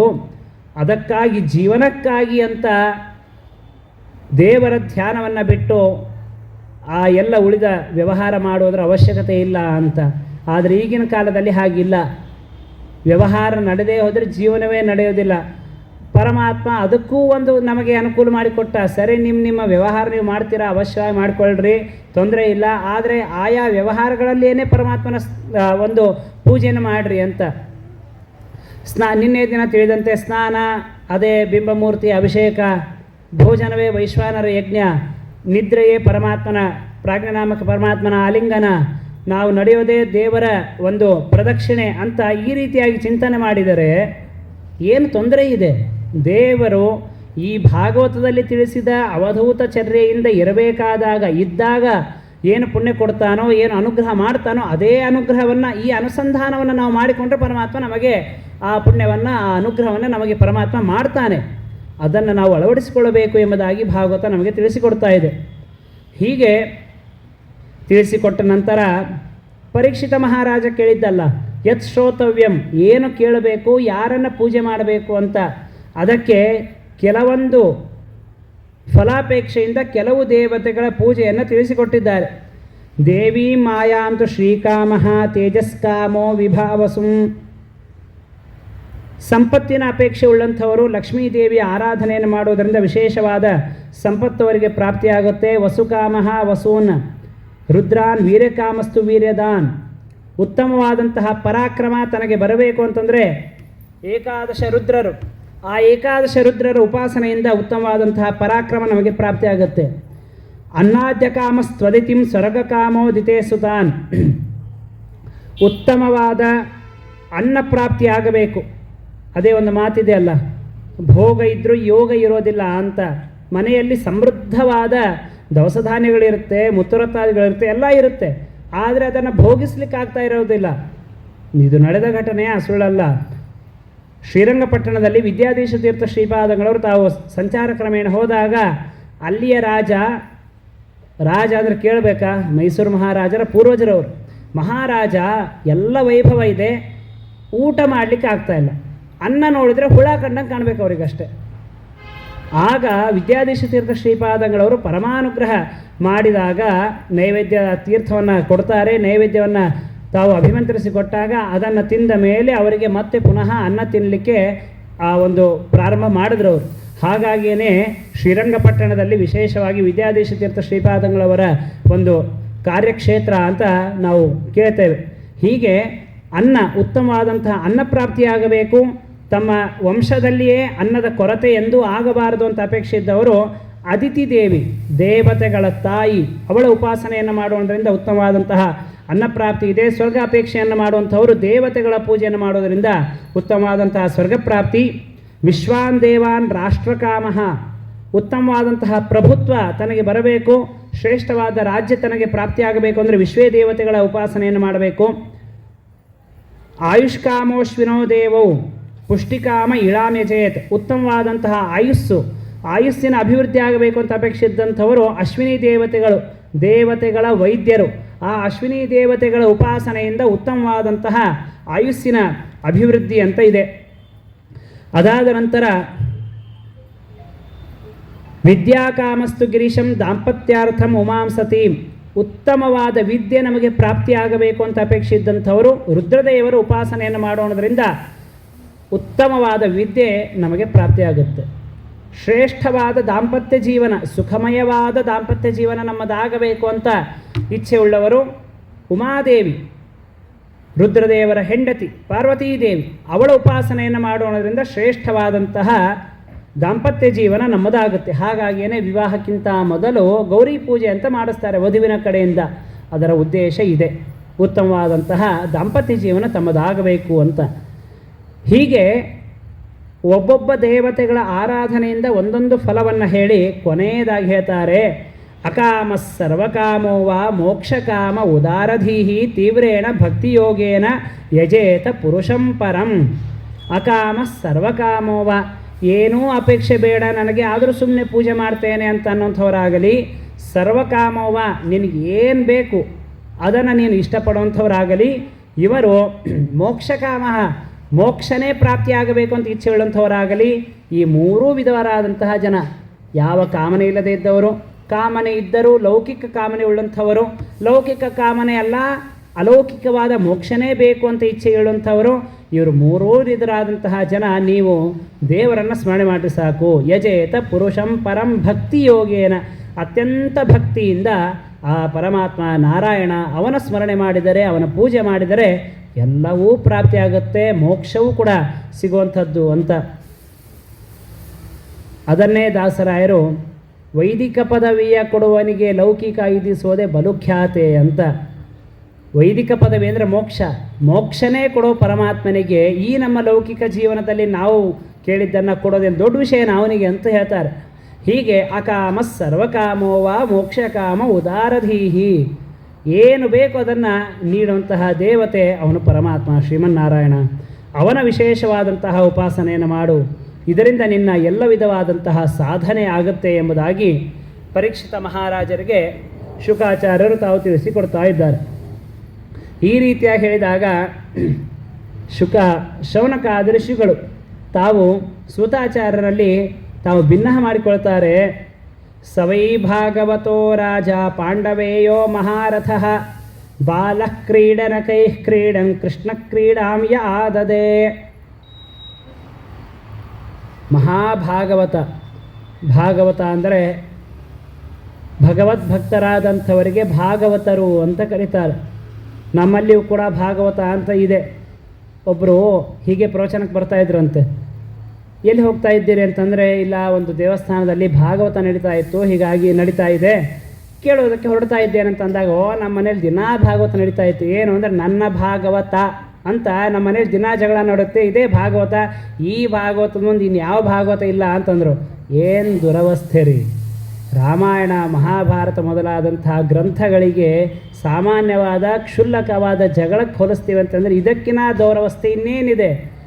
ಹಾಗಾಗಿ ಮಹಾಭಾಗವತ ಅಂತಂದರೆ ಭಾರೀ ಜಗಳ ಆಡೋರು ಅಂತ ಅರ್ಥ ಅಲ್ಲ, ಮಹಾಭಗವದ್ಭಕ್ತರು. ಅಂತಹ ಮಹಾಭಗವದ್ಭಕ್ತ ಯಾರು ಅಂದರೆ ಪರೀಕ್ಷಿತ ಮಹಾರಾಜ. ಅವನು ಆಟ ಆಡ್ತಾ ಇದ್ದ, ಬಾಲ ಕ್ರೀಡನ ಕೈ ಕ್ರೀಡನ್. ಅವನು ಆಟ ಆಡ್ತಾ ಇದ್ದ. ಏನು ಆಟ ಅಂತಂದರೆ ಕೃಷ್ಣನ ಪೂಜೆ ಮಾಡೋದು ಇದೇ ಒಂದು ಆಟ ಅಂತ ತಾನು ತಿಳಿದುಕೊಂಡಿದ್ದ. ಇಂತಹ ಮಹಾಭಾಗವತ ಪರೀಕ್ಷಿತ ಮಹಾರಾಜ. ಅಂತಹ ಪರೀಕ್ಷಿತ ಮಹಾರಾಜನ ಸೌಭಾಗ್ಯವೇ ಸೌಭಾಗ್ಯ ಅಂತ ಹೇಳ್ತಾರೆ. ತರವಃ ಕಿಂ ನ ಜೀವಂತಿ ಭಸ್ರಾ ಕಿಂ ನ ಶ್ವಸಂತ್ಯುತ ನಖಾದಂತಿ ನ ಮೇಹಂತಿ ಕೃಂಗಾಮ ಪ್ರಶವೋಪರೇ. ತರವಃ ಕಿಂ ನ ಜೀವಂತಿ, ಮನುಷ್ಯ ಜೀವನ ಎಷ್ಟು ಮಹತ್ವ ಉಳ್ಳದ್ದು ಅನ್ನೋದನ್ನು ಇಲ್ಲಿ ತಿಳಿಸಿಕೊಡ್ತಾರೆ. ತರವಃ ಕಿಂ ನ ಜೀವಂತಿ, ಗಿಡ ಮರಗಳು ಇವೆ, 500 ವರ್ಷ 1000 ವರ್ಷದ ಹಿಂದಿನ ಗಿಡಗಳು ಕೂಡ ಇರುತ್ತೆ.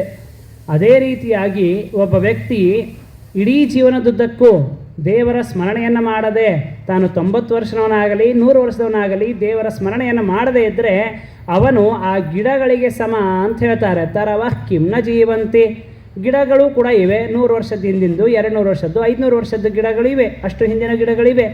ಆ ಗಿಡಗಳು ಕೂಡ ಇವೆ. ಆ ಗಿಡಗಳಿಗೂ ನಿನಗೆ ಏನು ವ್ಯತ್ಯಾಸ? ಅವು ಉಸಿರಾಡ್ತಾ ಇವೆ, ನೀನು ಉಸಿರಾಡ್ತಾ ಇದ್ದೆ ಅಷ್ಟೇ ಹೊರತು ನಿನಗೂ ಆ ಗಿಡಗಳಿಗೇನು ವ್ಯತ್ಯಾಸ ಇಲ್ಲ ಅಂತ ಬೈತಾರೆ. ಭಸ್ರಾ ಕಿಂ ನ ಶ್ವಸಂತ್ಯುತ, ಕರಡಿಗಳು ಅವುಗಳು ಕೂಡ ಉಸಿರಾಡ್ತವೆ. ಅವುಗಳ ಉಸಿರಂತೂ ಹೇಗೆ ಶಬ್ದ ಕೇಳಿಸುತ್ತಲ್ಲ, ಅಂತಹ ಆ ರೀತಿಯಾದಂತಹ ನಮ್ಮ ಜೀವನ ಅಂತ ಹೇಳ್ತಾರೆ. ನಖಾದಂತಿ ನಮೈಹಂತಿ ಕಿಂ ಗ್ರಾಮ ಪಶವೋಪರೆ. ಇಲ್ರಿ, ಗಿಡಗಳು ಅವು ಇವೆ ಅಷ್ಟೇ, 100 ವರ್ಷಗಳಿಂದ ಇವೆ. ಹಾಗಲ್ಲ, ನಾನು ತಿಂತೇನೆ, ಉಣ್ತೇನೆ, ಮಲಗ್ತೇನೆ, ಹೀಗಾಗಿ ನನ್ನ ಜೀವನ ಇದು ಸಾರ್ಥಕಲ್ಲ ಅಂತಂದರೆ ಕಿಂ ಗ್ರಾಮ ಪಶವೋಪರೆ. ಗ್ರಾಮ ಪಶು ಅಂದರೆ ಹಂದಿ ನಾಯಿಗಳು, ಇವು ಅವುಗಳು ಕೂಡ ಗ್ರಾಮದಲ್ಲಿವೆ, ಅವುಗಳು ತಿನ್ನುತ್ತೆ, ಮಲಗುತ್ತೆ, ಅವುಗಳು ಕೂಡ ಎಲ್ಲ ಭೋಗವನ್ನು ಮಾಡುತ್ತವೆ. ಮತ್ತು ಅವುಗಳಿಗೂ ನಿನಗೂ ಏನು ವ್ಯತ್ಯಾಸ ಏನು ಉಳಿತು? ಕಿಂ ಗ್ರಾಮ ಪಶವೋಪರೆ, ಆ ಗ್ರಾಮ ಪಶಿಗೂ ನಿನಗೂ ಏನು ವ್ಯತ್ಯಾಸ? ಬರೇ ನಾನು ತಿಂತೇನೆ ಮಲಗ್ತೇನೆ ಅಂತಂದರೆ ನಿನಗೂ ಅವುಗಳಿಗೂ ಏನು ವ್ಯತ್ಯಾಸ ಇಲ್ಲ ಅಂತ ಆ ಹಂದಿ ನಾಯಿಗಳಿಗೆ ಸಮರಾದಂಥವರು ಆ ಒಂದು ದೇವರ ಚಿಂತನೆಯನ್ನು ಮಾಡದೇ ಇದ್ದಂಥವರು ಅಂತ ಹೇಳ್ತಾರೆ. ಶ್ವವಿಟ್ ವರಾಹೋಷ್ಟ ಖರೈಸ ತುಲ್ಯ ಪುರುಷ ಪಶು ನಯತ್ಕರ್ಣ ಪಥೋಪೇತೆ ಜಾತು ನಾಮ ಗದಾಗ್ರಜ. ಯಾರು ದೇವರು ಕಿವಿಗಳನ್ನು ಕೊಟ್ಟಾಗಲೂ ಆ ಕಿವಿಗಳ ಮುಖಾಂತರ ದೇವರ ಮಹಿಮೆಯನ್ನು, ಆ ದೇವರ ಮಹಿಮೆ ಎಂಬ ಅಮೃತವನ್ನು ಯಾರು ಪಾನ ಮಾಡೋದಿಲ್ಲ ಅಂತಹ ವ್ಯಕ್ತಿಗಳು ಯಾವುಗಳಿಗೆ ಸಮ ಅಂತಂದರೆ ಶ್ವ ವಿಟ್ ವರಾಹ ಉಷ್ಟ್ರ ಖರ, ಹಂದಿ, ನಾಯಿ, ಕತ್ತಿ, ಏನೇನು ಪ್ರಾಣಿಗಳಿವೆ ಅವೆಲ್ಲ ಪ್ರಾಣಿಗಳಿಗೂ ಅವ ಸಮ. ಯಾರು ಅಂತಂದರೆ ದೇವರ ಮಹಿಮೆಯನ್ನು ಶ್ರವಣ ಮಾಡದಂಥವನು ಅಂತ. ನಯತ್ಕರ್ಣ ಪಥೋಪೇತೆ ಜಾತು ನಾಮ ಗದಾಗ್ರಜ. ಗದ ಅಂತ ಒಬ್ಬ ಬಾಲಕ, ವಸುದೇವನ ಮಗ, ಅವನ ಅಣ್ಣ ಗದಾಗ್ರಜ ಅಂದರೆ ಶ್ರೀಕೃಷ್ಣ ಪರಮಾತ್ಮ. ಆ ದೇವರ ಮಹಿಮೆಯನ್ನು ಯಾರು ಶ್ರವಣ ಮಾಡೋದಿಲ್ಲ ಅವರು ಹಂದಿನಾಯಿಗಳಿಗೆ ಸಮರಾದಂಥವರು ಅಂತ ತಿಳಿಸಿಕೊಡ್ತಾರೆ. ಅದನ್ನೇ ಹರಿಗೆರಗದ ತಲೆ ಎಂಬ ಪದ್ಯದಲ್ಲಿ ಅಚ್ಯುತ ಕಥೆಗಳ ಕೇಳದ ಕಿವಿಗಳು ಬಚ್ಚಲಲ್ಲಿರುವ ಮಚ್ಚದ ಕಿವಿಗಳು ಅಂತ ಹೇಳಿದ್ದು. ಯಾರು ದೇವರ ಮಹಿಮೆಯನ್ನು ಶ್ರವಣ ಮಾಡೋದಿಲ್ಲ, ನಾವು ಆಗಿನ ಕಾಲದಲ್ಲಿ ಹಳೆಯ ಮನೆಗಳೆಲ್ಲ ಬಚ್ಚಲ ಮನೆ ಸ್ನಾನ ಹೋಗಿದ್ರೆ ಅಲ್ಲಿ ಇಷ್ಟಿಷ್ಟೆಲ್ಲ ತೆಗ್ಗಿರ್ತಾಯಿದ್ವು. ಯಾಕೆಂದ್ರೆ ಈ ಇಲಿ ಹೆಗ್ಗಣ ಅದೆಲ್ಲ ಅಲ್ಲಿ ಓಡಾಡಿ ಇಷ್ಟಿಷ್ಟು ತಾವು ಗುಹೆಗಳನ್ನು ಮಾಡಿಕೊಂಡಿದ್ವು, ರಂಧ್ರಗಳನ್ನು. ಅವುಗಳಿಗೂ ರಂಧ್ರ ಇದೆ. ಹಾಗೆ ನಮ್ಮ ಕಿವಿಗಳು ಕೂಡ ಅವುಗಳಂತೆ ಸಮ. ಯಾಕೆಂದರೆ ದೇವರ ಮಹಿಮೆಯನ್ನು ಶ್ರವಣ ಮಾಡದೇ ಇದ್ದರೆ ಅಂತ. ಬಿಲೇಬತೋರುಕ್ರಮ ವಿಕ್ರಮಾನ್ಯೇ ಅಶೃಣ್ವತಃ ಕರ್ಣಪುಟೇ ನರಸ್ಯ ಜಿಹ್ವಾ ಸತೀದಾರ್ದುರಿಕೇವ ಯಾಸೋ ನ ಚೇತ್ ಪ್ರಗಾಯತ್ಯುರುಗಾಯ ಗಾಥಾ. ಬಿಲ ಅಂದರೆ ಗುಹೆಗಳಿದ್ದಂತೆ, ಸಣ್ಣ ಸಣ್ಣ ಸಂಧಿಗಳಿದ್ದಂತೆ ಯಾರು ದೇವರ ಮಹಿಮೆಯನ್ನು ಶ್ರವಣ ಮಾಡೋದಿಲ್ಲ ಅವರ ಕರ್ಣಗಳು ಅವು ಬಿಲ ಇದ್ದಂತೆ ಅಂತ ತಿಳಿಸಿಕೊಡ್ತಾರೆ. ಜಿಹ್ವಾ ಸತಿ ದಾರ್ದುರಿಕೇವ ಯಾಸೌ ನಚೇತ್ ಪ್ರಗಾಯತ್ಯುರುಗಾಯ ಗಾಥಾಂ.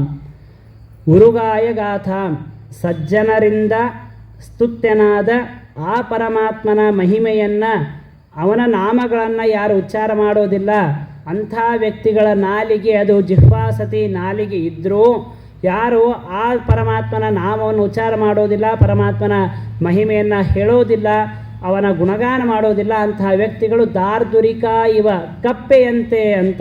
ಕಪ್ಪೆಗಳು ಕೂಡ ವಟ ವಟ ವಟ ಅಂತ ಈ ಮಳೆಗಾಲ ಸ್ಟಾರ್ಟ್ ಆದರೆ ಸಾಕು ವಾಟ್ ವಾಟ್ ವಾಟ್ ವಾಟ್ ಹಚ್ಚೆ ಬಿಟ್ಟಿರ್ತಾವೆ, ನೀವೇನು ಮಾಡಿದ್ರೂ ನಿಲ್ಲಿಸೋದಿಲ್ಲ. ಆದರೆ ಅದರಿಂದ ಏನಾದರೂ ಲಾಭನ? ಅದಕ್ಕೆ ಹೋಗಲಿ, ನಮಗೆ ಅದರಿಂದ ಲಾಭ ಇಲ್ಲ ಬಿಡಿ, ಅದಕ್ಕೇನಾದರೂ ಪುಣ್ಯನ? ಏನು ಪುಣ್ಯ ಇಲ್ಲ, ಸುಮ್ಮನೆ ವ್ಯರ್ಥ ಅಷ್ಟೇ. ಹಾಗೆ ನಾಲಿಗೆ ಇದ್ದೂ ದೇವರ ಸ್ಮರಣೆಯನ್ನು ಮಾಡದೆ ಹೋದರೆ ನಮ್ಮ ದಶೆಯೂ ಕೂಡ ಅದರಂತೆ ಅಂತ ಅದನ್ನೇ ದಾಸರು ಹೇಳಿದ್ದು. ನರಜನ್ಮ ಬಂದಾಗ ನಾಲಿಗೆ ಇದ್ದಾಗ ಕೃಷ್ಣ ಎನ್ನಬಾರದೆ ಅಂತ. ದೇವರು ಇಂತಹ ಶ್ರೇಷ್ಠವಾದ ದೇಹವನ್ನು ಕೊಟ್ಟು, ವಾಗೀಂದ್ರಿಯವನ್ನು ಕೊಟ್ಟು, ಆ ವಾಗೀಂದ್ರಿಯ ನಮ್ಮ ಅಧೀನದಲ್ಲಿದೆ. ನಾನು ಏನು ಮಾತನಾಡಬೇಕು ಅಂತ ಇಚ್ಛೆ ಪಡ್ತೇನೆ ಅಂತಹ ಮಾತನಾಡಬಹುದು, ಅಷ್ಟು ಶಕ್ತಿ ನನಗೆ ಇದೆ.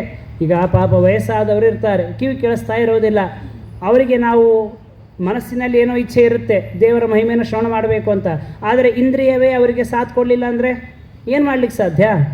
ಮಾತನಾಡಬೇಕು, ದೇವರ ಸ್ಮರಣೆ ಮಾಡಬೇಕು ಅಂತ ಹೇಳ್ತಾರೆ, ಮಾತೇ ಬರೋದಿಲ್ಲ. ಆ ಸಂದರ್ಭದಲ್ಲಿ ಆ ಇಚ್ಛೆ ಇದ್ದರೂ ಕೂಡ ವಾಗೀಂದ್ರಿಯ ಅವರಿಗೆ ಸಹಕಾರ ಮಾಡದೇ ಇದ್ದಾಗ ಏನು ಪುಣ್ಯ ಸಾಧನೆ ಮಾಡಲಿಕ್ಕಾಗೋದಿಲ್ಲ. ಆದರೆ ನಮಗೆ ಈಗ ಎಲ್ಲವೂ ಕೂಡ ಇದೆ. ಅದನ್ನೇ ಮತ್ತೊಂದು ಪುರಾಣದಲ್ಲಿ ಹೇಳ್ತಾರೆ, ಸುಗಮಂ ಭಗವನ್ನಾಮ ಜಿಹ್ವಾಚ ವಶವರ್ತಿನಿ ತಥಾಪಿ ನರಕಂ ಯಾಂತಿ ದಿಗ್ದಿಗಸ್ತು ನರಾಧಮಾನ್. ಸುಗಮಂ ಭಗವನ್ನಾಮ, ದೇವರ ನಾಮ ಉಚ್ಚಾರ ಮಾಡೋದು ಬಹಳ ಸುಲಭ. ರಾಮ ಕೃಷ್ಣ ಹರಿ ಅಂತ ಹೇಳಿದೆ, ಏನಾದರೂ ನನಗೆ ಆಯಾಸ ಆಯಿತಾ, ಏನಾದರೂ ತೊಂದರೆ ಆಯಿತಾ? ಏನಿಲ್ಲ, ಸುಗಮ, ಆರಾಮಾಗಿ ಹೇಳ್ಬೋದು. ಜಿಹ್ವಾಚ ವಶವರ್ತಿನಿ, ನಾಲಿಗೆಯೂ ಕೂಡ ನಮ್ಮ ವಶದಲ್ಲಿದೆ. ಹಾಗಿದ್ದಾಗಲೂ ಅತ್ಯಂತ ಸುಲಭವಾಗಿ ದೇವರ ನಾಮವನ್ನು ಹೇಳಬಹುದು. ನಾಲಿಗೆಯೂ ಕೂಡ, ವಾಗೀಂದ್ರಿಯವೂ ಕೂಡ ವಶದಲ್ಲಿದೆ. ಅದು ಇದ್ದಾಗಲೂ ದೇವರ ಸ್ಮರಣೆಯನ್ನು ಮಾಡದೆ ನರಕದಲ್ಲಿ ಬೀಳ್ತಾರಲ್ಲ, ಅಂಥ ಪಾಪಿ ಜನರಿಗೆ ಧಿಕ್ಕಾರ ಇರಲಿ ಅಂತ ಪುರಾಣಕಾರರು ಹೇಳ್ತಾರೆ. ಹೀಗೆ ಜಿಹ್ವಾ ಸತೀದಾರ್ದುರಿಕೇವ ಯಾಸೋ, ನಾಲಿಗೆ ಇದ್ದೂ ಯಾರು ದೇವರ ನಾಮವನ್ನು ಉಚ್ಚಾರ ಮಾಡೋದಿಲ್ಲ ಅವರು ಕಪ್ಪೆಯಂತೆ ಅಂತ ಹೇಳ್ತಾರೆ. ಭಾರಃ ಪರಂ ಪಟ್ಟ ಕಿರೀಟ ಜುಷ್ಟಮಪ್ಯುತ್ತಮಾಂಗಂ ನಮೇನ್ ಮುಕುಂದಂ. ದೇವರು ತಲೆಯನ್ನು ನೀಡಿದಾಗ ಆ ತಲೆಬಾಗಿ ದೇವರಿಗೆ ನಮಸ್ಕಾರವನ್ನು ಮಾಡಬೇಕು. ಆ ನಮಸ್ಕಾರವನ್ನು ಮಾಡದೇ ಇದ್ದರೆ ಒಂದು ಗೊಂಬೆ, ಆ ಗೊಂಬೆ ತಲೆ ಮೇಲೆ ನೀವು ಭಾರೀ ಬಂಗಾರದಲ್ಲಿ ಕಿರೀಟ, ಬಂಗಾರದಿಂದ ಮಾಡಿದ ಕಿರೀಟ, ಆ ಕಿರೀಟದಲ್ಲಿ ಅನೇಕ ಮುತ್ತು ರತ್ನ ವಜ್ರ ವೈಡೂರ್ಯ ಇತ್ಯಾದಿಗಳೆಲ್ಲವನ್ನೂ ಕೂಡ ನೀವು ಅದಕ್ಕೆ ಅಂಟಿಸಿ ಜೋಡಿಸಿ ಅದನ್ನು ಒಯ್ದು ಒಂದು ಗೊಂಬೆ ತಲೆ ಮೇಲೆ ಹಾಕಿದ್ರೆ ಅದೇನದು ವ್ಯರ್ಥ. ಹೇಗೋ ಹಾಗೆ ಭಾರಃ ಪರಂ ಪಟ್ಟ ಕಿರೀಟ ಜುಷ್ಟಂ, ದೇವರು ನಮಗೆ ಶಿರವನ್ನು ಕೊಟ್ಟಾಗ ತಲೆ ಇದ್ದಾಗಲೂ ಕೂಡ ತಲೆಬಾಗಿ ದೇವರಿಗೆ ನಮಸ್ಕಾರ ಮಾಡದೆ ಹೋದರೆ ನಮ್ಮ ತಲೆಯು ಕೂಡ ಅದೊಂದು ಬರೀ ಒಂದು ವ್ಯರ್ಥವಾದ ಜಡವಾದ ಕಿರೀಟ ಇದ್ದಂತೆ ಅಂತ ಹೇಳ್ತಾರೆ.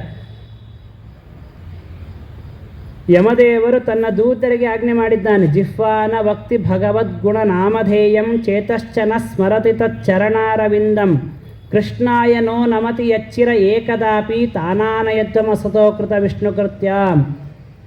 ಜಿಹ್ವಾನ ವಕ್ತಿ ಭಗವದ್ಗುಣ ನಾಮಧೇಯಂ, ನಾಲಿಗೆ ಇದ್ದು ದೇವರ ಗುಣವನ್ನು ಯಾರು ಉಚ್ಚಾರ ಮಾಡೋದಿಲ್ಲ. ಚೇತಶ್ಚ, ಮನಸ್ಸಿನಲ್ಲಿ ದೇವರ ಸ್ಮರಣೆಯನ್ನು ಯಾರು ಮಾಡೋದಿಲ್ಲ. ಕೃಷ್ಣಾಯ ನೋ ನಮತಿ, ದೇವರಿಗೆ ನಮಸ್ಕಾರ ಮಾಡದೇ ಇರುವಂತಹ ಯಾವ ವ್ಯಕ್ತಿಗಳಿದ್ದಾರೆ ಅಂತಹ ವ್ಯಕ್ತಿಗಳನ್ನು ಎಳೆದುಕೊಂಡು ಬನ್ನಿರಿ ಅಂತ ಯಮದೇವರು ತನ್ನ ದೂತರಿಗೆ ಆಜ್ಞೆ ಮಾಡಿದ್ದಾನೆ. ಅಂತಹ ಆ ವ್ಯಕ್ತಿ, ದೇವರಿಗೆ ನಮಸ್ಕಾರ ಮಾಡದಂತಹ ವ್ಯಕ್ತಿಯ ತಲೆ ಅದು ಕಿರೀಟ ಇದ್ದಂತೆ ಅಂತ. ಶಾವೌ ಕರೌ ನೋ ಕುರುತಸ್ಸ ಪರ್ಯಾಂ ಹರೇರ್ಲ ಸತ್ಕಾಂಚನ ಕಂಕಣೌವ. ದೇವರು ಉತ್ತಮವಾದ ಕೈಗಳನ್ನು ನೀಡಿದಾಗ ಆ ಕೈಗಳಿಂದ ದೇವರ ಪೂಜೆಯನ್ನು ಮಾಡದೇ ಹೋದರೆ ಅವನ ಕೈಗಳು ಶಾವೌ ಕರೌ, ಶವದ ಕೈ ಇದ್ದಂತೆ ಅಂತ. ಹೆಣಕ್ಕೂ ಕೈಗಳಿರುತ್ತೆ, ಆ ಹೆಣದ ಕೈಯಿಂದ ಏನಾದರೂ ಲಾಭನ? ಆ ಹೆಣದ ಕೈಯಿಂದ ತನ್ನಷ್ಟಕ್ಕೆ ಊಟನ ಮಾಡಿಕೊಳ್ಳಿಕ್ಕಾಗೋದಿಲ್ಲ, ಜೀವನೇ ಇರೋದಿಲ್ಲ, ಏನು ಮಾಡಲಿಕ್ಕೆ ಸಾಧ್ಯ? ಏನೂ ಇಲ್ಲ. ಹಾಗೆ ದೇವರ ಪೂಜೆಯನ್ನು ಮಾಡದ ಕೈಗಳು ಅದು ಶವದ ಕೈ ಇದ್ದಂತೆ ಅಂತ. ಬರ್ಹಾಯಿತೇ ತೇ ನಯನೇನ ರಾಣಾಂ ಲಿಂಗಾನಿ ವಿಷ್ಣೋರ್ನ ನಿರೀಕ್ಷತೋಯೇ. ದೇವರು ಕಣ್ಣುಗಳನ್ನು ನೀಡಿದಾಗ ಆ ಕಣ್ಣಿನಿಂದ ದೇವರ ರೂಪದ ಚಿಂತನೆಯನ್ನು, ಸಚ್ಚಾಸ್ತ್ರಗಳ ಅವಲೋಕನವನ್ನು ನಾವು ಮಾಡದೇ ಹೋದರೆ ಅವನ ಕಣ್ಣುಗಳು ಬರ್ಹಾಯಿತೆ, ನವಿಲು, ಆ ನವಿಲು ಗೆರೆ ಏನಿರ್ತದಲ್ಲ ಅದರ ಮೇಲೂ ಕಣ್ಣು ಇರುತ್ತೆ, ಹೇಗೋ ಅದರಂತೆ ನಮ್ಮ ಕಣ್ಣುಗಳು ಕೂಡ ವ್ಯರ್ಥ ಅಂತ ತಿಳಿಸಿಕೊಡ್ತಾ ಇದ್ದಾರೆ. ಪಾದೋ ನೃಣಾಂತೌ ದ್ರುಮಜನ್ಮ ಭಾಜೋ ಕ್ಷೇತ್ರಾಣಿ ನಾನು ವೃಜತೋ ಹರೇರಿಯವು. ದೇವರು ಕಾಲುಗಳನ್ನು ನೀಡಿದಾಗ ಆ ಕಾಲುಗಳಿಂದ ದೇವರ ಕ್ಷೇತ್ರಗಳಿಗೆ ಯಾತ್ರೆಯನ್ನು ಮಾಡದೇ ಇದ್ದರೆ ಅವರ ಕಾಲುಗಳು ದ್ರುಮಜನ್ಮ ಭಾಜೋ, ಗಿಡ ಇದ್ದಂತೆ. ಗಿಡಗಳಿಗೂ ಕಾಲುಗಳಿರುತ್ತೆ, ಹೀಗಾಗಿ ಗಿಡಗಳಿಗೆ ಒಂದು ಹೆಸರಿದೆ ಪಾದಪ ಅಂತ. ಗಿಡ ಬೆಳಿಬೇಕು ಅಂತಂದರೆ ಗಿಡದ ತಲೆ ಮೇಲೆ ನೀರು ಹಾಕಿದ್ರೆ ಬೆಳೆಯೋದಿಲ್ಲ, ಗಿಡದ ಬುಡಕ್ಕೆ ನೀರು ಹಾಕಬೇಕು, ಆಗ ಆ ಗಿಡ ಅದು ಬೆಳೆಯುತ್ತೆ. ಯಾಕೆ? ಪಾದೈಹಿ ಪಿಬಂತಿ ಇತಿ ಪಾದಪಾಹ, ಬೇರುಗಳ ಮುಖಾಂತರ, ಕಾಲುಗಳ ಮುಖಾಂತರ ಅವುಗಳು ನೀರು ಕುಡಿದು ತಾವು ಗಿಡಗಳು ಬೆಳೆಯುತ್ತವೆ, ಹೀಗಾಗಿ ಗಿಡಗಳಿಗೆ ಪಾದಪ ಅಂತ ಕರೀತಾರೆ. ಹಾಗೆ ದೇವರು ನಮಗೆ ಪಾದಗಳನ್ನು ನೀಡಿದಾಗ ಆ ಪಾದಗಳ ಮುಖಾಂತರ ಪಾದಯಾತ್ರೆಯನ್ನು, ತೀರ್ಥಕ್ಷೇತ್ರಾದಿಗಳಿಗೆ ನಾವು ಹೋಗದೇ ಇದ್ದಾಗ ನಮ್ಮ ಕಾಲುಗಳು ಕೂಡ ಧ್ರುಮಜನ್ಮ ಭಾಜೋ, ಗಿಡಗಿಳಿದ್ದಂತೆ ಅಂತ. ಅದನ್ನೇ ಹರಿಯಾತ್ರೆಯನೇ ಮಾಡದ ಕಾಲು, ಗೋಪುರದೊಳಗಿನ ಗೊಂಬೆಯ ಕಾಲು. ದೇವಸ್ಥಾನದಲ್ಲಿ ಶಿಖರ, ಆ ಶಿಖರಕ್ಕೆ ಅನೇಕ ಅಲಂಕಾರ ಮಾಡಿರ್ತಾರೆ, ಏನೇನೇನೋ ವಿಗ್ರಹಗಳನ್ನು ಮಾಡಿರ್ತಾರೆ. ಆ ವಿಗ್ರಹಗಳಿಗೂ ಕೂಡ ಪಾದಗಳಿರುತ್ತೆ. ಆ ಪಾದಗಳಂತೆ ನಮ್ಮ ಪಾದಗಳು ಕೂಡ ದೇವರ ಯಾತ್ರೆಯನ್ನು ಮಾಡದೇ ಹೋದರೆ ಅದನ್ನು ತಿಳಿಸ್ಕೊಡ್ತಾರೆ. ಜೀವಚ್ಛವೋ ಭಾಗವತಾಂಘ್ರಿರೇಣುಂ ನಜಾತ ಮರ್ತ್ಯೋಭಿಲಷೇತಯಸ್ತು. ಯಾರು ಭಗವದ್ಭಕ್ತರ ಪಾದಧೂಲಿಗಳ ಸೇವನೆಯನ್ನು ಯಾರು ಮಾಡೋದಿಲ್ಲ ಅಂತಹ ವ್ಯಕ್ತಿಗಳು ಜೀವಚ್ಛವ, ಬದುಕಿರುವ ಹೆಣ ಅಂತ ಹೇಳ್ತಾ ಇದ್ದಾರೆ ಅಷ್ಟೇ, ಬದುಕಿರುವ ಹೆಣದಂತೆ ಅವನು ಅಂತ. ಹಾಗಾಗಿ ಶ್ರೀ ವಿಷ್ಣು ಪದ್ಯ ಮನುಜಸ್ತುಲಸ್ಯಾಹ ಶ್ವಸಚ್ಛವೋ ಯಸ್ತು ನವೇದ ಗಂಧಂ. ಯಾರು ಭಗವಂತನಿಗೆ ಅರ್ಪಿತವಾದ ನಿರ್ಮಾಲ್ಯ, ಹೂವುಗಳು, ತುಳಸಿ, ಅವುಗಳ ಗಂಧವನ್ನು ಯಾರು ಆಘ್ರಾಣಿಸೋದಿಲ್ಲ ಅಂತಹ ವ್ಯಕ್ತಿಗಳು ಸ್ವಸಚ್ಛವ, ಉಸಿರಾಡುವ ಶವ ಇದ್ದಂತೆ ಅವನು. ಆ ದೇವರ ಹರಿನಿರ್ಮಾಲ್ಯವನ್ನು ಯಾರು ಸ್ವೀಕಾರ ಮಾಡೋದಿಲ್ಲ ಅಂತಹ ವ್ಯಕ್ತಿ ಅವನು ಶ್ವಸಚ್ಛವ ಅಂತ ಬೈತಾ ಇದ್ದಾರೆ. ಹೀಗೆ ದೇವರು ನಮಗೆ ನೀಡಿದ ಒಂದೊಂದು ಅವಯವಗಳಿಂದ ನಾವು ಮಾಡಬೇಕಾದ ಕರ್ಮ ಯಾವುದು, ಮಾಡಬಾರದ ಕರ್ಮಗಳು ಯಾವುದು, ನಾವೀಗ ಮಾಡ್ತಾ ಇರೋದು ಯಾವುದು, ಇದೆಲ್ಲವನ್ನು ಕೂಡ ಭಾಗವತ ನಮಗೆ ತಿಳಿಸಿಕೊಡ್ತಾ ಇದೆ. ತದಶ್ಮಸಾರಂ ಹೃದಯಂ ಬತೇದಂ ಯದ್ಗೃಹ್ಯಮಾಣೇರ್ ಹರಿನಾಮಧೇಯೈಃ ನ ವಿಕ್ರಿಯೇತಾಥ ಮುಖೇ ವಿಕಾಸೋ ನೇತ್ರೇ ಜಲಂ ಗಾತ್ರ ರುಹೇಶು ಹರ್ಷಃ. ದೇವರ ಮಹಿಮೆ, ದೇವರ ಭಗವದ್ಭಕ್ತರ ಮಹಿಮೆಯನ್ನು ಹೇಳುವಾಗ ಹೃದಯ ತುಂಬಿ ಬರಬೇಕು, ಆನಂದ ಆಗಬೇಕು. ಅದೇನೂ ಆಗದೆ ಸುಮ್ಮನೆ ಗೊಂಬೆ ಕೂತ್ರೆ ಅಥವಾ ಮನಸ್ಸಿನಲ್ಲಿ ಏನೂ ವಿಕಾರ ಆಗದೇ ಹೋದರೆ ಅವರ ಹೃದಯ ಇದು ಎಂತಹದ್ದು ಅಂದರೆ ಅಶ್ಮಸಾರಂ, ಕಲ್ಲಿದ್ದಂತೆ ಅವನ ಹೃದಯ ಅಂತ ಹೇಳ್ತಾರೆ. ಹಾಗಾಗಿ ಅಥಾಭಿದೇಶಂಗ ಮನೋನುಕೂಲಂ ಪ್ರಭಾಷಸೆ ಭಾಗವತ ಪ್ರಧಾನ. ಹಾಗಾಗಿ ಹೇ ಸೂತಾಚಾರ್ಯರೇ, ನಮ್ಮ ಮನಸ್ಸಿಗೆ ಆನಂದ ಆಗಬೇಕು, ಉತ್ತಮವಾದಂತಹ ರೀತಿಯಲ್ಲಿ ನಮ್ಮ ಸಾಧನೆ ಆಗಬೇಕು.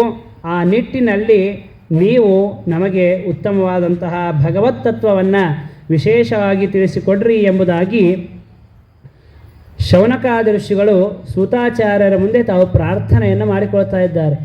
ಇಷ್ಟೊತ್ತೆಲ್ಲ ಹೇಳಿದ್ದು ಸೂತಾಚಾರ್ಯರಿಗೆ ಗೊತ್ತಿಲ್ಲ ಅಂತಲ್ಲ, ಸೂತಾಚಾರ್ಯರ ಮುಂದೆ ಅದನ್ನು ಹೇಳ್ತಾ ಇದ್ದಾರೆ, ನಮಗೆಲ್ಲ ತಿಳಿಸಿಕೊಡ್ತಾ ಇದ್ದಾರೆ. ಅವ್ರ ಮುಂದೆ ಒಪ್ಪಿಸಿದಂತೆ ನಮಗೆಲ್ಲ ಪಾಠ ಹೇಳಿದಂತೆ ಯಾವ ರೀತಿಯಾಗಿ ನಾವು ನಮ್ಮ ಜೀವನವನ್ನು ನಡೆಸಬೇಕು ಅನ್ನೋದನ್ನು ತಿಳಿಸಿಕೊಡೋದಕ್ಕಾಗಿ ಇಷ್ಟೆಲ್ಲ ಶ್ಲೋಕಗಳಿಂದ ದೇವರು ನೀಡಿದ ಅವಯವಗಳಿಂದ ನಾವು ಮಾಡಬೇಕಾದ ಸಾಧನೆಗಳು ಯಾವುದನ್ನು ನಾವು ಮಾಡಬಾರದು ಅದನ್ನು ತಿಳಿಸಿಕೊಟ್ಟಿದ್ದಾರೆ. ಅದನ್ನೇ ಇದೇ ವಿಷಯಗಳನ್ನು ಕನ್ನಡದಲ್ಲಿ ಅನೇಕ ಹರಿದಾಸರು ಅನೇಕ ಪದ್ಯಗಳ ಮುಖಾಂತರ ನಮಗೆ ತಿಳಿಸಿಕೊಟ್ಟಿದ್ದಾರೆ. ಇನ್ನು ಮುಂದೆ ನಿಜವಾದ ಭಾಗವತ ಪ್ರಾರಂಭ ಆಗುತ್ತೆ. ಅದನ್ನು ಒಂದು 5 ನಿಮಿಷಗಳ ತರುವಾಯ ಮತ್ತೆ ಅದನ್ನು ಶ್ರವಣ ಮಾಡೋಣ.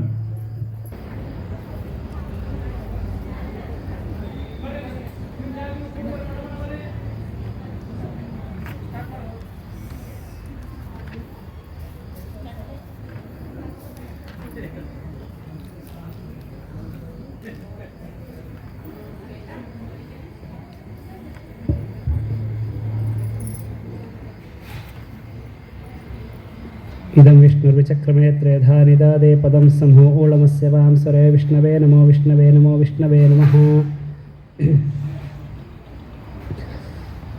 ಸೂತ ಉವಾಚ ವೈಯಾಸಿಕೇರಿತಿ ವಚಸ್ತತ್ವನಿಶ್ಚಯಾತ್ಮನಃ ಉಪಧಾರ್ಯ ಮತಿಂ ಕೃಷ್ಣೇ ಔತ್ತರೇಯಃ ಸತೀಂ ವ್ಯಧಾತ್.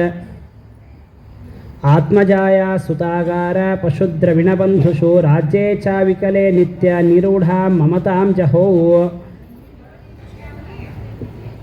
ಶೌನಕಾದ ಋಷಿಗಳು ತಾವು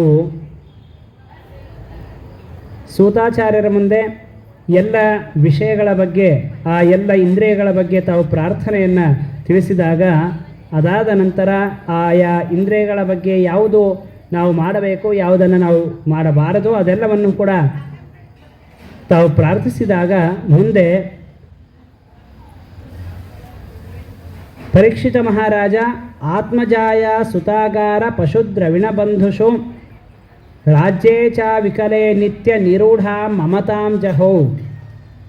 ಈಗಾಗಲೇ ಸರ್ವಸಂಗವನ್ನು ಪರಿತ್ಯಾಗ ಮಾಡಿ ಬಂದಿದ್ದ, ಈಗ ಇನ್ನೂ ವಿಶೇಷವಾಗಿ ಆತ್ಮ ಜಾಯ ಸುತಾಗಾರ ಪಶುದ್ರವಿಣಬಂಧುಷು, ತನ್ನ ಮೇಲೆ ತನ್ನ ಹೆಂಡತಿ, ತನ್ನ ಮಕ್ಕಳು, ತನ್ನ ರಾಜ್ಯ, ತನ್ನ ಎಲ್ಲ ಪಶು ಸಂಪತ್ತು ಹಾಗೂ ಸಂಪತ್ತು, ಬಂಧುಗಳು, ರಾಜ್ಯ, ಇವುಗಳ ಮೇಲೆ ಏನೋ ಅವನ ಒಂದು ಆಸಕ್ತಿ ಅನ್ನುವಂಥದ್ದು ಇತ್ತು, ಅಲ್ಪ ಸ್ವಲ್ಪ ಆಸಕ್ತಿ. ಅದನ್ನೂ ಕೂಡ ಪೂರ್ಣವಾಗಿ ತಾನು ತ್ಯಾಗ ಮಾಡಿದ್ದಾನೆ. ಮಮತಾಂ, ಇದು ನಾನು, ಇದು ನನ್ನದು ಅನ್ನುವಂತಹ ಏನು ಮಮಕಾರ ಇತ್ತು, ಅದನ್ನು ವಿಶೇಷವಾಗಿ ತಾನು ತ್ಯಾಗವನ್ನು ಮಾಡಿದ್ದಾನೆ. ತ್ಯಾಗ ಮಾಡಿ ಆದ ನಂತರ ತಾನು ಪ್ರಾರ್ಥನೆ ಮಾಡ್ತಾನೆ. ಸಮೀಚೀನಂ ವಚೋ ಬ್ರಹ್ಮನ್ ಸರ್ವಜ್ಞಸ್ಯ ತವಾನಗ ತಮೋ ವಿಶೀರ್ಯತೆ ಮಹ್ಯಂ ಹರೇಃ ಕಥಯತಃ ಕಥಾಃ. ಪರಮಾತ್ಮನ ಮಹಿಮೆಯನ್ನು ನೀವು ಹೇಳುವಾಗ, ಆ ಪರಮಾತ್ಮನ ಕಥೆಯನ್ನು ನೀವು ಹೇಳುವಾಗ, ಆ ಪರಮಾತ್ಮನ ಕಥೆಗಳಿಂದ ನಮ್ಮ ಹೃದಯದಲ್ಲಿರುವ ಅಜ್ಞಾನವೆಂಬ ತಮಸ್ಸು, ಕತ್ತಲೆ, ಅದು ನಾಶ ಆಗಿ ಹೋಗ್ತಾ ಇದೆ. ಅಂತಹ ಪರಮಾತ್ಮ ಯಥಾ ಇದಂ ಸೃಜತೆ ವಿಶ್ವಂ ದುರ್ವಿಭಾವ್ಯ ಮಧೀಶ್ವರೈಃ ಯಥಾ ಗೋಪಾಯತೆ ವಿಭುರ್ ಯಥಾ ಸಂಯಚ್ಛತೆ ಪುನಃ. ಪರಮಾತ್ಮ ಈ ಜಗತ್ತಿನ ಸೃಷ್ಟಿಯನ್ನು ಹೇಗೆ ಮಾಡ್ತಾನೆ, ಹೇಗೆ ಅದನ್ನು ರಕ್ಷಣೆ ಮಾಡ್ತಾನೆ, ಮತ್ತೆ ಪುನಃ ಪರಮಾತ್ಮ ಈ ಜಗತ್ತಿನ ಪ್ರಳಯವನ್ನು ಹೇಗೆ ಮಾಡ್ತಾನೆ, ಅದನ್ನು ನಮಗೆ ಹೇಳಬೇಕು. ಯಾಂ ಶಕ್ತಿ ಮುಪಾಶ್ರಿತ್ಯ ಪುರುಶಕ್ತಿ ಪರಃ ಪುಮಾನ್ ಆತ್ಮಾನಂ ಕ್ರೀಡನ್ ಕರೋತಿ ವಿಕರೋತಿ ಚ. ಯಾವ ಶಕ್ತಿಯನ್ನು ಪರಮಾತ್ಮ ತಾನು ಆಶ್ರಯಿಸಿಕೊಂಡು ಪರಮಾತ್ಮ ತನ್ನ ಎಲ್ಲ ಲೀಲೆಗಳನ್ನು ತೋರಿಸ್ತಾನೆ, ಅದೆಲ್ಲವನ್ನೂ ಕೂಡ ನೀವು ಹೇಳಬೇಕು ಎಂಬುದಾಗಿ ಪರೀಕ್ಷಿತ ಮಹಾರಾಜರು ತಾವು ಶುಕಾಚಾರ್ಯರ ಹತ್ತಿರ ಪ್ರಾರ್ಥನೆಯನ್ನು ಮಾಡ್ತಾ ಇದ್ದಾರೆ. ಆಗ ಇತ್ಯುಪ ಮಂತ್ರಿತೋ ರಾಜ್ಞಾ ಗುಣಾನು ಕಥನೆ ವಿಭೋ ಹೃಷಿಕೇಶ ಮನುಸ್ಮೃತ್ಯ ಪ್ರತಿವಕ್ತುಂ ಪ್ರಚಕ್ರಮೆ. ಈ ರೀತಿಯಾಗಿ ಆ ಪರಮಾತ್ಮನ ಗುಣಗಳನ್ನು, ಪರಮಾತ್ಮನ ಲೀಲೆಗಳನ್ನು ನಮಗೆ ಹೇಳಬೇಕು ಅಂತ ಪರೀಕ್ಷಿತ ಮಹಾರಾಜ ಪ್ರಶ್ನೆ ಮಾಡಿದಾಗ, ಶುಕಾಚಾರ್ಯರು ತಾವು ಋಷಿಕೇಶ ದೇವರು, ಆ ದೇವರಿಗೆ ಒಂದು ಹೆಸರು ಋಷಿಕೇಶ ಅಂತ. ಯಾಕೆ ಋಷಿಕೇಶ ಅಂತ ಕರೀತಾರೆ ದೇವರಿಗೆ ಅಂದರೆ, ಋಷಿಕ ಅಂದರೆ ಇಂದ್ರಿಯಗಳು, ಆ ಇಂದ್ರಿಯಗಳಿಗೆ ಸ್ವಾಮಿ ಪರಮಾತ್ಮ, ಹೀಗಾಗಿ ಪರಮಾತ್ಮನಿಗೆ ಋಷಿಕೇಶ ಅಂತ ಕರೀತಾರೆ. ಅಂತಹ ಆ ಋಷಿಕೇಶನನ್ನು ಸ್ಮರಣೆ ಮಾಡಿ ತಾವು ಆ ಪರಮಾತ್ಮನ ಲೀಲೆಗಳನ್ನು ಹೇಳಲು ಪ್ರಾರಂಭ ಮಾಡ್ತಾ ಇದ್ದಾರೆ. ಶ್ರೀ ಶುಕೋವಾಚ ನಮಃ ಪರಸ್ಮೈ ಪುರುಷಾಯ ಭೂಯಸೆ ಸದುದ್ಭವಸ್ಥಾನ ನಿರೋಧ ಲೀಲಯ ಗೃಹೀತ ಶಕ್ತಿತ್ರಿತಯಾಯ ದೇಹಿನಾಮಂತರ್ಧ್ರುವಾಯಾಮನುಪಲಭ್ಯ ವರ್ತ್ಮನೆ ನಮಃ ಪರಸ್ಮೈ. ಸರ್ವೋತ್ತಮನಾದ ಶ್ರೇಷ್ಠನಾದ ಆ ಪರಮಾತ್ಮನಿಗೆ ನಮಸ್ಕಾರ. ಪುರುಷಾಯ, ಪುರ ಅಂದರೆ ದೇಹ, ಎಲ್ಲರ ದೇಹಗಳಲ್ಲಿ ಎಲ್ಲ ಜೀವಿಗಳ ದೇಹದಲ್ಲಿ ಇದ್ದು ಆ ಎಲ್ಲ ಜೀವಿಗಳ ಎಲ್ಲ ಕ್ರಿಯೆಗಳನ್ನು ಪರಮಾತ್ಮ ತಾನು ಮಾಡಿಸ್ತಾನೆ. ಹೀಗಾಗಿ ಪರಮಾತ್ಮನಿಗೆ ಪುರುಷ ಅಂತ ಕರೀತಾರೆ. ಅಂತಹ ಆ ಪುರುಷನಾಮಕ ಪರಮಾತ್ಮನಿಗೆ ನಮಸ್ಕಾರ. ಎಷ್ಟು ಬಾರಿ ನಮಸ್ಕಾರ? ಭೂಯಸೇ ನಮಃ, ಬಹಳಷ್ಟು ನಮಸ್ಕಾರ ಅಂತ ಹೇಳ್ತಾ ಇದ್ದಾರೆ. ಯಾಕೆ ಅಂತಂದರೆ ಕೆಲವು ಧರ್ಮಗಳಿವೆ. ಸಕೃತ ಆಚರಣೆ ಮಾಡಬೇಕಾದ ಧರ್ಮ ಕೆಲವುಗಳು, ಅಸಕೃತ ಆಚರಣೆ ಮಾಡಬೇಕಾದ ಧರ್ಮಗಳು ಕೆಲವುಗಳು. ಅಂದರೆ ಕೆಲವು ಧರ್ಮಗಳನ್ನು ಒಂದು ಬಾರಿ ಮಾತ್ರ ಮಾಡಬೇಕು, ಇನ್ನು ಕೆಲವು ಧರ್ಮಗಳನ್ನು ಅನೇಕ ಬಾರಿ ಮಾಡಬೇಕು. ಈ ನಮಸ್ಕಾರ ಇದು ಅನೇಕ ಬಾರಿ ಮಾಡಬೇಕಾದ ಧರ್ಮದಲ್ಲಿ ಬರುವಂಥದ್ದು. ಹಾಗಾಗಿ ನಮಸ್ಕಾರ ಎಷ್ಟು ಹೆಚ್ಚು ಮಾಡ್ತೇವೆ ಅಷ್ಟು ವಿಶೇಷ. ಅಕ್ರೂರ ಶ್ರೀಕೃಷ್ಣ ಪರಮಾತ್ಮನನ್ನು ಕರೆತರುವುದಕ್ಕಾಗಿ ಕಂಸ ಅಕ್ರೂರನಿಗೆ ಕಳಿಸಿದಾಗ ಅಕ್ರೂರ ತಾನು ಯಾವ ಗೋಕುಲಕ್ಕೆ ಬಂದಾಗ ದೂರದಲ್ಲೇ ನೋಡಿದ ಕೃಷ್ಣನ ಹೆಜ್ಜೆ ಗುರುತು ಕಾಣಿಸ್ತಾ ಇದೆ. ತತ್ಕ್ಷಣದಲ್ಲಿ ರಥದಿಂದ ಇಳಿದು ಆ ಹೆಜ್ಜೆಗೆ ನಮಸ್ಕಾರ ಮಾಡ್ತಾ ಬರ್ತಾ ಇದ್ದಾನೆ ಪರಮಾತ್ಮ. ಕೃಷ್ಣ ಓಡಾಡಿದ ಈ ಒಂದು ಸ್ಥಳ, ಆ ಕೃಷ್ಣನ ಹೆಜ್ಜೆ ಗುರುತು ಇಲ್ಲಿ ಬಿದ್ದಿದೆ.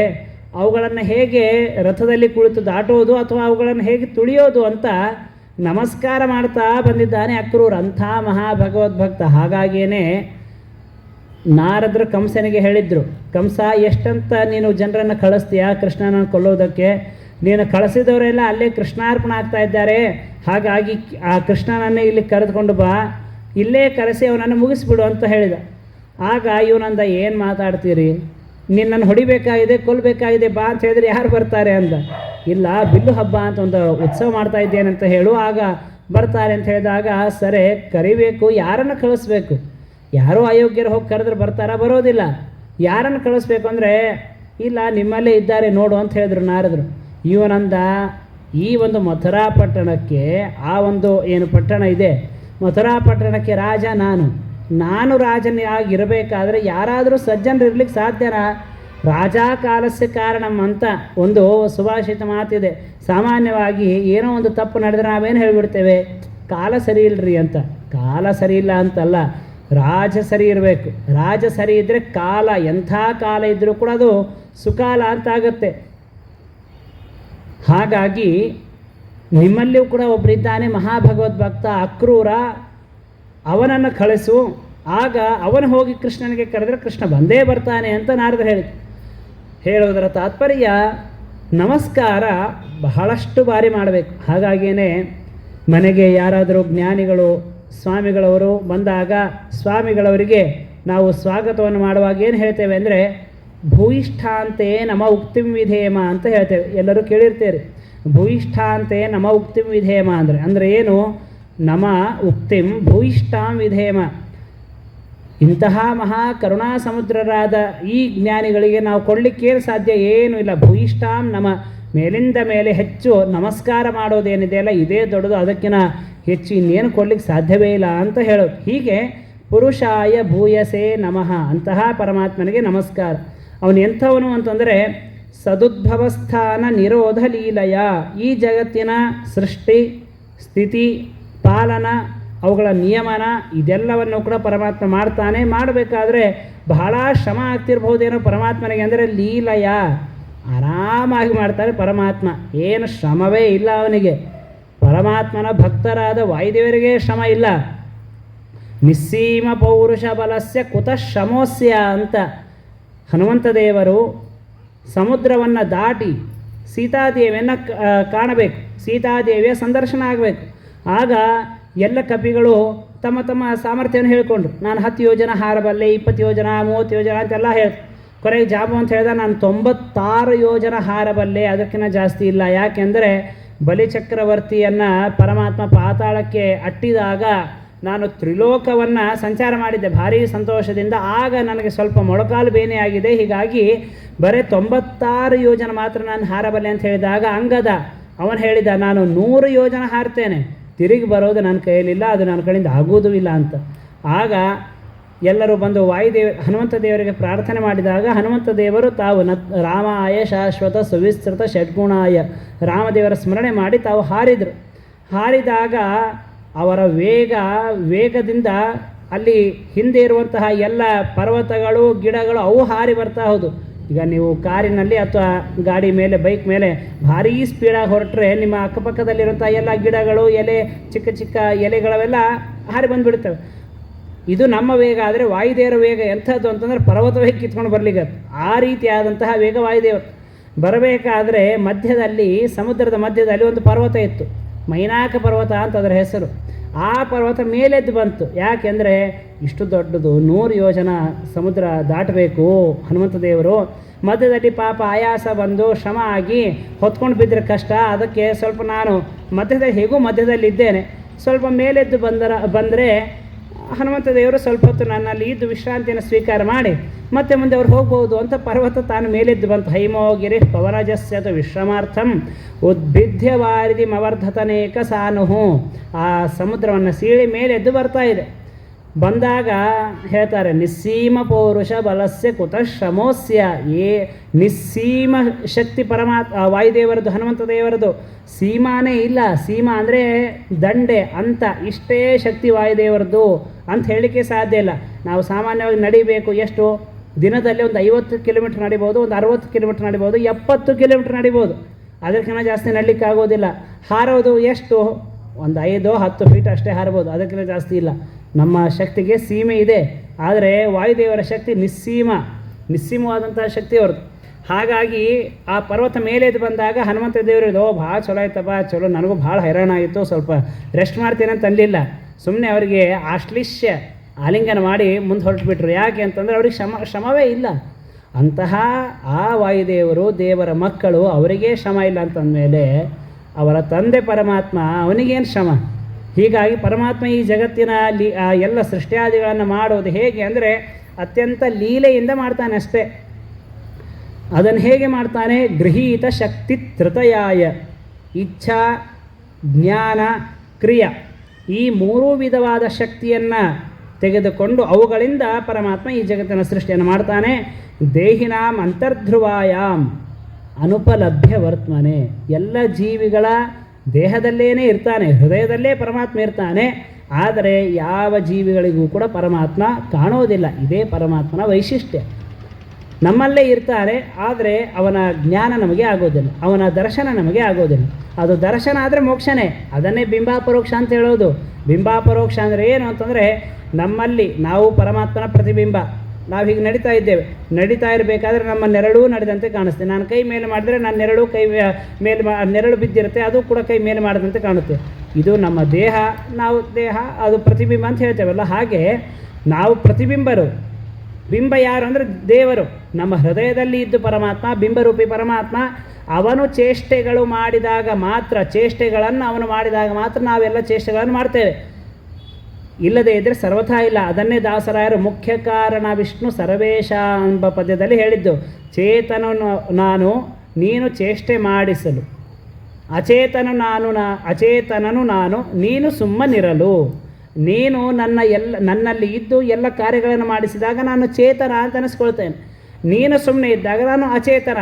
ಯಾತರವ ನಾನಯ್ಯ ಇಂದಿರೇಶ ನಿನ್ನಧೀನವು ಇದೆಲ್ಲ. ನಾನು ಏನಿಲ್ಲ, ನಾನು ಒಬ್ಬ ಸುಮ್ಮನೆ ಪ್ರತಿಬಿಂಬ ಅಷ್ಟೇ, ಒಂದು ಗೊಂಬೆ ಇದ್ದಂತೆ.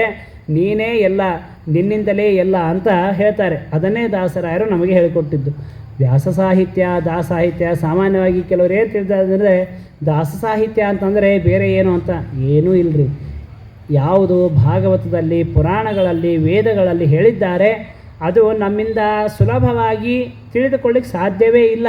ಹಾಗಾಗಿ ನಮಗಾಗಿ ಆ ಮಹಾಜ್ಞಾನಿಗಳು ತಾವು ಶಾಸ್ತ್ರದಲ್ಲಿ ಹೇಳಿರುವಂತಹ ಅತಿ ರಹಸ್ಯವಾದ, ಕಠಿಣವಾದ ಆ ವಿಷಯಗಳನ್ನು ನಮ್ಮ ಮೇಲೆ ಪರಮಾನುಗ್ರಹ ಮಾಡುವುದಕ್ಕಾಗಿ ಕನ್ನಡದ ಪದ್ಯಗಳ ಮುಖಾಂತರ ತಿಳಿಸಿಕೊಟ್ಟದ್ದು ಅಷ್ಟೇ ಹೊರತು ಇನ್ನೇನು ಬೇರೆ ಅಲ್ಲ. ಅಂತಹ ಪರಮಾತ್ಮ, ಆ ಪರಮಾತ್ಮನಿಗೆ ನಮಸ್ಕಾರ ಅಂತ ಹೇಳ್ತಾರೆ. ಭೂಯೋ ನಮಃ ಸದ್ವೃಜಿನಚ್ಛಿದೇ ಸತಾಮಸಂಭವಾಯಾಖಿಲ ಸತ್ವಮೂರ್ತಯೇ. ಪರಮಾತ್ಮ ಅಖಿಲ ಸತ್ವಮೂರ್ತಯೇ, ಎಲ್ಲ ಏನೇನು ಸದ್ಗುಣಗಳಂತ ಇವೆ ಆ ಎಲ್ಲ ಸದ್ಗುಣಗಳ ಸಾಕಾರ ಮೂರ್ತಿ ಪರಮಾತ್ಮ. ಅಸತಾಂ ಅಸಂಭವಾಯ, ಯಾರು ದುಷ್ಟ ಜನ ಇದ್ದಾರೆ ಆ ದುಷ್ಟ ಜನರಿಗೆ ಸರ್ವಥಾ ದೇವರ ದರ್ಶನ ಆಗೋದೇ ಇಲ್ಲ. ಹಾಗಾಗಿ ಅಸತಾಂ ಅಸಂಭವಾಯ, ಅವರಿಗೆ ಪರಮಾತ್ಮ ತೋರೋದೇ ಇಲ್ಲ. ಅಂತಹ ಪರಮಾತ್ಮನಿಗೆ ಪುಂಸಾಂ ಪುನಃ ಪಾರಮಹಂಸೆ ಆಶ್ರಮೆ ವ್ಯವಸ್ಥಿತಾನಾಂ ಅನುಮೃಗ್ಯ ದಾಶುಷೆ. ಮಹಾಮಹಾಜ್ಞಾನಿಗಳಿಗೆ ಪರಮಾತ್ಮನ ದರ್ಶನ ಆಗುತ್ತೆ, ಪರಮಾತ್ಮನ ಜ್ಞಾನ ಆಗುತ್ತೆ. ಅಂತಹ ಪರಮಾತ್ಮನಿಗೆ ನಮಸ್ಕಾರ. ಯತ್ಕೀರ್ತನಂ ಯಚ್ಛ್ರವಣಂ ಯದೀಕ್ಷಣಂ ಯದ್ವಂದನಂ ಯತ್ಸ್ಮರಣಂ ಯದರ್ಹಣಂ ಲೋಕಸ್ಯ ಸದ್ಯೋ ವಿಧುನೋತಿ ಕಲ್ಮಷಂ ತಸ್ಮೈ ಸುಭದ್ರಶ್ರವಸೇ ನಮೋ ನಮಃ. ಯತ್ಕೀರ್ತನಂ ಲೋಕಸ್ಯ ಕಲ್ಮಷಂ ಸದ್ಯಃ ವಿಧುನೋತಿ. ಯಾವ ಪರಮಾತ್ಮನ ನಾಮಗಳನ್ನು ಕೀರ್ತನೆ ಮಾಡೋಣದ್ರಿಂದ, ಆ ಪರಮಾತ್ಮನ ನಾಮಗಳನ್ನು ಪರಮಾತ್ಮನ ಗುಣಗಳನ್ನು ಉಚ್ಚಾರ ಮಾಡೋಣದರಿಂದ ನಮ್ಮ ಕಲ್ಮಷ ಅಂದರೆ ಪಾಪ ತತ್ಕ್ಷಣದಲ್ಲಿಯೇ ನಾಶ ಆಗಿ ಹೋಗುತ್ತೋ ಅಂತಹ ಪರಮಾತ್ಮನಿಗೆ ನಮಸ್ಕಾರ. ಯತ್ ಶ್ರವಣಂ, ಯಾವ ಪರಮಾತ್ಮನ ಮಹಿಮೆಯನ್ನು ಶ್ರವಣ ಮಾಡೋಣದ್ರಿಂದ ನಮ್ಮ ಪಾಪ ಪರಿಹಾರ ಆಗುತ್ತೋ ಅದನ್ನೇ ದಾಸರಾರು ಹೇಳಿದ್ದು ಶ್ರವಣ ಮನಕಾನಂದವೀವುದು ಭವಜನಿತ ದುಃಖಗಳ ಕಳೆಯುವುದು ಅಂತ. ದೇವರ ಮಹಿಮೆಯನ್ನು ಶ್ರವಣ ಮಾಡೋಣದ್ರಿಂದ ಭಾರೀ ಆನಂದ ನಮಗೆ ಆಗುತ್ತೆ. ಯಾವಾಗ ಆನಂದ ಆಗುತ್ತೆ? ನಮ್ಮಲ್ಲಿರೋ ಪಾಪ ಪರಿಹಾರ ಆದಾಗಲೇ ಆನಂದ ಆಗೋದು, ಸುಮ್ಮನೆ ಆನಂದ ಆಗೋದಿಲ್ಲ. ಶ್ರವಣ ಮನಕಾನಂದವೀವುದು ಭವಜನಿತ ದುಃಖಗಳ ಕಳೆಯುವುದು. ಬರೀ ಪಾಪ ಪರಿಹಾರ ಅಷ್ಟೇ ಅಲ್ಲ, ದುಃಖನೂ ಪರಿಹಾರ ಮಾಡುತ್ತೆ. ಯಾಕೆ? ದುಃಖಕ್ಕೆ ಮೂಲ ಪಾಪ. ಪಾಪನೇ ಇಲ್ಲ ಅಂತಂದಮೇಲೆ ದುಃಖನೂ ಇಲ್ಲ. ಹಾಗಾಗಿ ಯತ್ ಶ್ರವಣಂ, ಯಾರ ಶ್ರವಣ ಮಾಡೋದ್ರಿಂದ ನಮ್ಮ ಪಾಪ ಪರಿಹಾರ ಆಗುತ್ತೋ. ಯದೀಕ್ಷಣಂ, ಯಾರ ದರ್ಶನ, ದೇವರ ದರ್ಶನ ಮಾಡೋದ್ರಿಂದ ನಮ್ಮ ಪಾಪ ಪರಿಹಾರ ಇದೆ. ಮಂಗಳಾರತಿಯನ್ನು ಮಾಡುವಾಗ ನಿಮ್ಮ ನಿಮ್ಮ ಮನೆಗಳಲ್ಲಿ ನೀವೇ ಹೇಳಿರ್ತೀರಿ ಈ ಮಾತನ್ನು, ಆರತಿ ನಡೀತಾ ಇದೆ ಎಲ್ಲರಿಗೆ ಕರೀರಿ ಅಂತ ಹೇಳಿರ್ತೀರಿ. ಏನದರ ವೈಶಿಷ್ಟ್ಯ? ಯಾಕೆ ಆಗ ಉಳಿದೆಲ್ಲ ಪೂಜೆ ಸಮಯದಲ್ಲಿ ಕರೀರಿ ಅಂತ ಹೇಳ್ಬೋದು, ಆದರೆ ಆಗ ನೀವು ಹೇಳ್ತಿರೋ ಬಿಡ್ತಿರೋ ಗೊತ್ತಿಲ್ಲ, ಆದರೆ ಆರತಿ ಸಮಯದಲ್ಲಿ ಅಂತೂ ಕಂಪಲ್ಸರಿ ಹೇಳ್ತೀರಿ. ಯಾಕೆ ಅಂತಂದರೆ ನೀರಾಜನ ಮಾಡುವಾಗ ದೇವರಿಗೆ ನಾವು ಮಂಗಳಾರತಿಯನ್ನು ಮಾಡುವಾಗ ಆ ಒಂದು ದೃಶ್ಯವನ್ನು ಯಾರು ದರ್ಶನ ಮಾಡಿಕೊಳ್ತಾರೆ ಅವರ ನೂರಾರು ಬ್ರಹ್ಮಹತ್ಯಾ ಪಾಪ ಪರಿಹಾರ, 7 ಜನ್ಮಗಳಲ್ಲಿ ಅವರು ಮಾಡಿದ ಪಾಪಗಳ ಪರಿಹಾರ ಅಂತ ಶಾಸ್ತ್ರದಲ್ಲಿ ಇದೆ. ಹಾಗಾಗಿ ದೇವರ ಆರತಿಯನ್ನು ಮಾಡುವಾಗ ದೇವರ ದರ್ಶನ ಮಾಡಿಕೊಳ್ಳೋದು ಇದು ಬಹಳ ವಿಶೇಷ ಅಂತ. ಯದೀಕ್ಷಣಂ, ಆ ಪರಮಾತ್ಮನ ದರ್ಶನದಿಂದ ನಮ್ಮ ಪಾಪ ಪರಿಹಾರ. ಯದ್ವಂದನಂ, ನಮಸ್ಕಾರ, ನಮಸ್ಕಾರ ಮಾಡೋದ್ರಿಂದ ಪಾಪಗಳ ಪರಿಹಾರ ಆಗುತ್ತೆ. ಯಾಕೆ ಅಂತಂದರೆ ನಮಸ್ಕಾರ ಅಂದರೆ ಯಾವುದು? ನಮ್ಮಲ್ಲಿ ಇರುವಂತಹ ಜ್ಞಾನ ಭಕ್ತಿ ಅದೆಲ್ಲವನ್ನೂ ಕೂಡ ಉಪಯೋಗಿಸಿ ನಾನು ಅತ್ಯಂತ ಅಲ್ಪ, ನೀನು ಮಹಾಪೂರ್ಣ, ಹಾಗಾಗಿ ನಿನಗೆ ನಮಸ್ಕಾರ ಅಂತ ನಾವೇನು ಹೇಳ್ತೇವಲ್ಲ, ಈ ಒಂದು ಇಡೀ ಕ್ರಿಯೆ, ಆ ಕ್ರಿಯೆಗೆ ನಮಸ್ಕಾರ ಅಂತ ಕರೀತಾರೆ. ಅಂತಹ ಆ ನಮಸ್ಕಾರವೂ ಕೂಡ ನಮ್ಮ ಪಾಪಗಳನ್ನು ಪರಿಹಾರ ಮಾಡುವಂಥದ್ದು. ಯತ್ ಸ್ಮರಣಂ, ಸ್ಮರಣೆ, ಸ್ಮರಣೆ ಮಾಡಿದರೆ ಸಾಕು ಪರಮಾತ್ಮ ನಮ್ಮ ಎಲ್ಲ ಪಾಪಗಳನ್ನು ಪರಿಹಾರ ಮಾಡ್ತಾನೆ. ಯದರ್ಹಣಂ, ಅರ್ಹಣ ಅಂದರೆ ಪೂಜೆ, ಯಾವ ಪರಮಾತ್ಮನ ಪೂಜೆ ಮಾಡೋದ್ರಿಂದ ನಮ್ಮ ಎಲ್ಲ ಪಾಪಗಳ ಪರಿಹಾರ ಆಗುತ್ತೆ. ಅಂತಹ ಪರಮಾತ್ಮನಿಗೆ ನಮಸ್ಕಾರ ಅಂತ ತಿಳಿಸಿಕೊಡ್ತಾ ಇದ್ದಾರೆ. ತಪಸ್ವಿನೋ ದಾನ ಪರಾ ಯಶಸ್ವಿನೋ ಮನಸ್ವಿನೋ ಮಂತ್ರವಿದಸ್ಸು ಮಂಗಲಾಃ ಕ್ಷೇಮಂ ನ ವಿಂದಂತಿ ವಿನಾಯ ದರ್ಪಣಂ ತಸ್ಮೈ ಸುಭದ್ರಶ್ರವಸೇ ನಮೋ ನಮಃ. ತಪಸ್ವಿನಃ, ತಪಸ್ಸನ್ನು ಮಾಡುವಂತಹ ಜ್ಞಾನಿಗಳು. ತಪಸ್ಸಿನಲ್ಲಿ ಅನೇಕ ವಿಧವಿದೆ. ಭಗವದ್ಗೀತೆಯಲ್ಲಿ ಶ್ರೀಕೃಷ್ಣ ಪರಮಾತ್ಮ ತಿಳಿಸುವಂತೆ ಕಾಯಿಕ, ವಾಚಿಕ, ಮಾನಸಿಕ ಅಂತ 3 ವಿಧವಾದ ತಪಸ್ಸು. ಆ 3 ವಿಧವಾದ ತಪಸ್ಸಿನಲ್ಲಿ ಯಾವುದು ಬಹಳ ಶ್ರೇಷ್ಠವಾದದ್ದು ಅಂತಂದರೆ ವಾಚನಿಕ ತಪಸ್ಸು. ವಾಂಗ್ಮಯಂ ತಪ ಉಚ್ಯತೆ, ವಾಚನಿಕ ತಪಸ್ಸು ಒಂದು ಇದೆ. ಅನುದ್ವೇಗ ಕರಂ ವಾಕ್ಯಂ, ಮತ್ತೊಬ್ಬರಿಗೆ ಪೀಡೆಯನ್ನು ಉಂಟು ಮಾಡದ ಹಾಗೆ ಮಾತನಾಡೋದೇನಿದೆಯಲ್ಲ ಇದು ಒಂದು ತಪಸ್ಸು ಅಂತ ಶಾಸ್ತ್ರ ನಮಗೆ ತಿಳಿಸಿಕೊಡ್ತಾ ಇದೆ.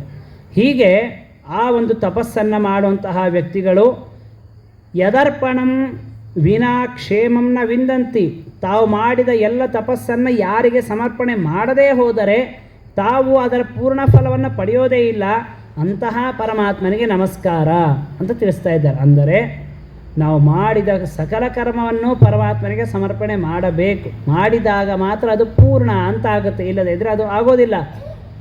ಒಂದು ಉದಾಹರಣೆ ಹೇಳಬೇಕು ಅಂತಂದರೆ, ಒಬ್ಬ ವಿದ್ಯಾರ್ಥಿ ತಾನು ಪರೀಕ್ಷಾ ಕೇಂದ್ರದಲ್ಲಿ ಹೋಗಿ ಅಲ್ಲಿ ನೀಡಿರುವ ಎಲ್ಲ ಪ್ರಶ್ನೆಗಳಿಗೆ ಅತ್ಯಂತ ಸಮರ್ಪಕವಾಗಿ ಉತ್ತರವನ್ನು ನೀಡಿ ಆ ಉತ್ತರ ಪತ್ರಿಕೆಯನ್ನು ಅಲ್ಲಿ ಯಾರು ಆ ಕೋಣೆಯಲ್ಲಿ ಯಾರು ಇರ್ತಾರಲ್ಲ ಮೇಲ್ವಿಚಾರಕರು ಅವರಿಗೆ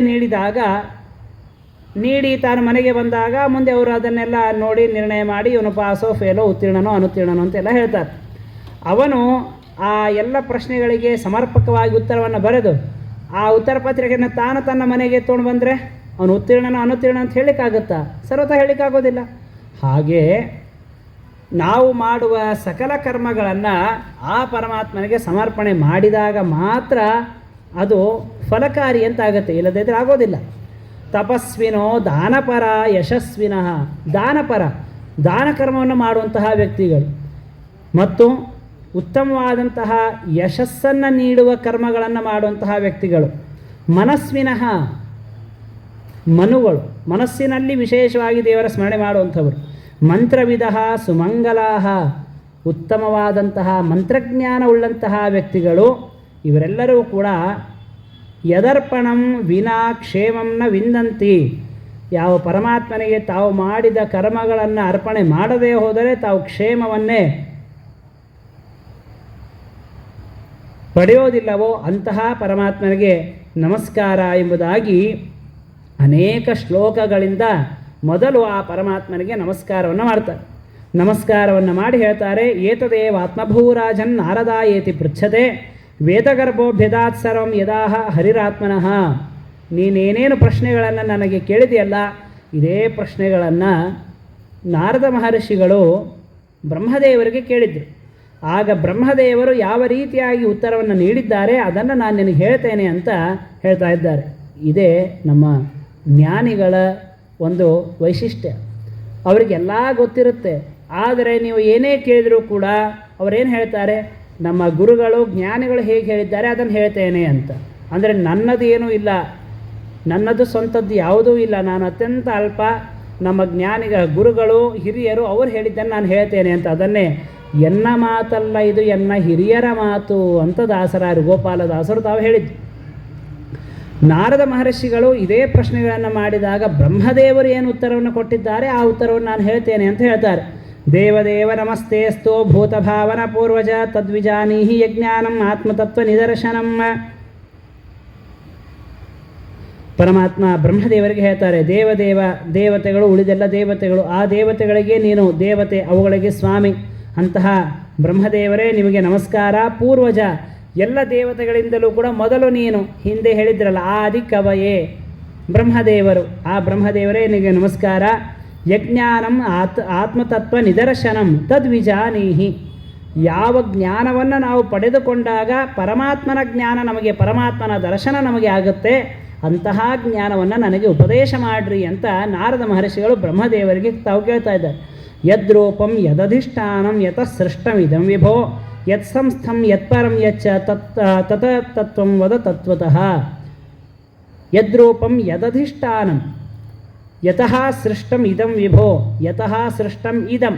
ಈ ಜಗತ್ತು ಯಾರಿಂದ ಸೃಷ್ಟವಾಯಿತೋ ಅಂದರೆ ಅರ್ಥಾತ್ ಈ ಜಗತ್ತನ್ನು ಯಾರು ಸೃಷ್ಟಿ ಮಾಡಿದರೋ ಅಂತಹ ಆ ಪರಮಾತ್ಮನ ಬಗ್ಗೆ ನಮಗೆ ವಿಶೇಷವಾಗಿ ತಿಳಿಸಿಕೊಡ್ರಿ. ಯತ್ ಸಂಸ್ಥಂ, ಪರಮಾತ್ಮ ಎಲ್ಲಿ ಇದ್ದಾನೆ, ಎಲ್ಲಿ ನೆಲೆಸಿದ್ದಾನೆ, ಆ ಪರಮಾತ್ಮನ ತತ್ವವನ್ನು ನಮಗೆ ತತ್ವತಃ ವದ, ಅದನ್ನು ಹೇಗಿದೆ ಹಾಗೆ ನಮಗೆ ಹೇಳ್ರಿ. ತತ್ವ ಅಂದರೆ ಏನು ಅಂದರೆ ಅನಾರೋಪಿತಂ ತತ್ವಂ, ಯಾವುದು ಆರೋಪಿಸಲ್ಪಡೋದಿಲ್ಲವೋ ವಾಸ್ತವವಾಗಿ ಇದೆಯೋ ಅದಕ್ಕೆ ತತ್ವ ಅಂತ ಶಾಸ್ತ್ರದಲ್ಲಿ ಕರೆದಿದ್ದ. ಅಂತಹ ತತ್ವವನ್ನು ನಮಗೆ ನೀವು ತಿಳಿಸಿಕೊಡಬೇಕು ಎಂಬುದಾಗಿ ಪ್ರಾರ್ಥನೆಯನ್ನು ಮಾಡ್ತಾ ಇದ್ದಾರೆ. ಯದ್ವಿಜ್ಞಾನೋ ಯದಾಧಾರೋ ಯತ್ಪರಸ್ತ್ವಂ ಯದಾತ್ಮಕಃ ಏಕಸೃಜಸಿ ಭೂತಾನಿ ಭೂತೇರೇವ ಆತ್ಮಮಾಯಯ. ನೀವು ಸೃಷ್ಟಿಯನ್ನು ಮಾಡ್ತಾ ಇದ್ದೀರಿ ಅಂತ ನಾವು ಕೇಳಿದ್ದೇವೆ. ಸೃಷ್ಟಿಯನ್ನು ನೀವು ಮಾಡ್ತೀರಿ, ಅಂತಹ ಸೃಷ್ಟಿಯನ್ನು ನೀವು ಹೇಗೆ ಮಾಡ್ತೀರಿ ಅದನ್ನು ನಮಗೆ ಹೇಳಬೇಕು ಅಂತ ಕೇಳಿದಾಗ ಆಗ ಬ್ರಹ್ಮದೇವರು ಹೇಳ್ತಾರೆ,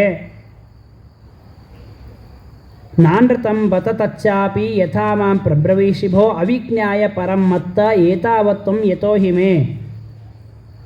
ಎಲ್ಲರೂ ತಿಳಿದಿದ್ದಾರೆ ನಾನೇ ಸೃಷ್ಟಿಯನ್ನು ಮಾಡ್ತೇನೆ ಅಂತ, ಆದರೆ ಸೃಷ್ಟಿ ಮಾಡೋದು ನಾನಲ್ಲ. ನಮಸ್ತಸ್ಮೈ ಭಗವತೆ ವಾಸುದೇವಾಯ ಧೀಮಹಿ ಯನ್ಮಾಯೆಯ ದುರ್ಜಯಯ ಮಾಂ ವದಂತಿ ಜಗದ್ಗುರುಂ. ಆ ಪರಮಾತ್ಮನಿಗೆ ನಮಸ್ಕಾರ. ಯಾರು ಅವನು ಅಂತಂದರೆ ಸರ್ವಶ್ರೇಷ್ಠನಾದಂಥವನು ಭಗವತೆ ಐಶ್ವರ್ಯಸ್ಯ ಸಮಗ್ರಸ್ಯ ವೀರ್ಯಸ್ಯ ಯಶಸ್ಶ್ರಿಯಃ ಜ್ಞಾನವೈರಾಗ್ಯೋಶ್ಚೈವ ಷಣ್ಣಾಂಭಗ ಇತೀರಣ. ಭಗವಂತ ಭಗವಂತ ಅಂತ ನಾವು ದೇವರಿಗೆ ಕರಿತೇವೆ. ಭಗವಂತ ಅಂತ ಯಾಕೆ ಕರೀತಾರೆ ಅಂದರೆ ಭಗ ಅನ್ನುವಂಥ ಶಬ್ದಕ್ಕೆ 6 ಗುಣಗಳು ಅಂತ ಅರ್ಥ. ಅವು ಯಾವ 6 ಗುಣಗಳು ಅಂತಂದರೆ ಐಶ್ವರ್ಯ, ಮತ್ತು ವೀರ್ಯ ಅಂದರೆ ಪರಾಕ್ರಮ, ಐಶ್ವರ್ಯಸ್ಯ ಸಮಗ್ರಸ್ಯ ವೀರ್ಯಸ್ಯ ಯಶಸ್ಶ್ರಿಯಃ ಉತ್ತಮವಾದಂತಹ ಯಶಸ್ಸು, ಜ್ಞಾನ ಮತ್ತು ವಿಜ್ಞಾನ. ಈ 6 ಗುಣಗಳಿಗೆ ಭಗ ಅಂತ ಕರೀತಾರೆ. ಇಂತಹ 6 ಗುಣಗಳು ಇದ್ದವನಿಗೆ ಭಗವಂತ ಅಂತ ಕರೀತಾರೆ. ಯಾವ ರೀತಿಯಾಗಿ ಧನ ಇದ್ದವನಿಗೆ ಧನವಂತ ಅಂತ ಕರೀತಾರೋ ಹಾಗೆ ಭಗ ಇದ್ದವರಿಗೆ ಭಗವಂತ ಅಂತ ಕರೀತಾರೆ. ಯಾವ ಆ ಭಗ ಅಂದರೆ ಇವ 6ಗಳು: ಐಶ್ವರ್ಯಸ್ಯ ಸಮಗ್ರಸ್ಯ ವೀರ್ಯಸ್ಯ ಯಶಸ್ಶ್ರಿಯಃ ಅಂತ. ಅಂತಹ ಆ ಭಗವಂತನಿಗೆ ನಮಸ್ಕಾರ. ವಾಸುದೇವಾಯ ಧೀಮಹಿ. ವಾಸುದೇವ, ಎಲ್ಲ ಕಡೆಗೂ ಕೂಡ ಪರಮಾತ್ಮ ವ್ಯಾಪಿಸಿಕೊಂಡಿದ್ದಾನೆ. ವಾಸನಾತ್ ವಾಸುದೇವೋಸಿ ವಾಸಿತಂತೆ ಜಗತ್ರಯಂ ವಾಸನಾತ್ ವಾಸುದೇವ ಅಸಿ. ಪರಮಾತ್ಮ ಎಲ್ಲ ಕಡೆಗೂ ವಾಸ ಮಾಡ್ತಾ ಇದ್ದಾನೆ, ಹೀಗಾಗಿ ಪರಮಾತ್ಮನಿಗೆ ವಾಸುದೇವ ಅಂತ ಕರೀತಾರೆ. ಇನ್ನೊಂದು ಅರ್ಥ ವಾಸಿತಂತೆ ಜಗತ್ರಯಂ, ಎಲ್ಲ ಜಗತ್ತು ಅವನಲ್ಲಿ ಇದೆ, ಅವನಲ್ಲಿ ವಾಸ ಮಾಡಿದೆ, ಹಾಗಾಗಿಯೂ ಕೂಡ ಪರಮಾತ್ಮನಿಗೆ ವಾಸುದೇವ ಅಂತ ಕರೀತಾರೆ. ಸರ್ವಭೂತ ನಿವಾಸೋಸಿ, ಎಲ್ಲ ಜೀವಿಗಳಲ್ಲಿಯೂ ಪರಮಾತ್ಮ ಇದ್ದಾನೆ, ಹೀಗಾಗಿ ಪರಮಾತ್ಮನಿಗೆ ಹೆಸರು ವಾಸುದೇವ ಅಂತ. ಅಂತಹ ವಾಸುದೇವ ನಿನಗೆ ನಮಸ್ಕಾರ. ಯನ್ಮಾಯೆಯ ದುರ್ಜಯಯ, ಸುಲಭವಾಗಿ ಗೆಲ್ಲಿಕ್ಕಾಗೋದಿಲ್ಲ ಆ ಪರಮಾತ್ಮನ ಮಾಯೆ. ಅಂಥ ಮಾಯೆಯಿಂದ ಮಾಂ ವದಂತಿ ಜಗದ್ಗುರುಂ, ಇಡೀ ಜಗತ್ತು ನನಗೆ ಜಗದ್ಗುರು ಅಂತ ಕರೀತಾರೆ. ಅದು ನಿನ್ನ ಮಾಯೆಯಿಂದ ಹೊರತು ನಾನೇ ನಿಜವಾಗಿ ಜಗದ್ಗುರು ಅಲ್ಲ ಅಂತ ಹೇಳ್ತಾರೆ ಬ್ರಹ್ಮದೇವರು. ಅಂತಹ ಪರಮಾತ್ಮ ನಾನು ನಿನಗೆ ನಮಸ್ಕಾರ ಮಾಡ್ತೇನೆ. ದ್ರವ್ಯಂ ಕರ್ಮ ಚ ಕಾಲಶ್ಚ ಸ್ವಭಾವೋ ಜೀವ ಏವ ಚ ವಾಸುದೇವಾತ್ ಪರೋ ಬ್ರಹ್ಮನ್ನ ಚಾನ್ಯೋರ್ಥೋಸ್ತಿ ತಾತ್ವತಃ.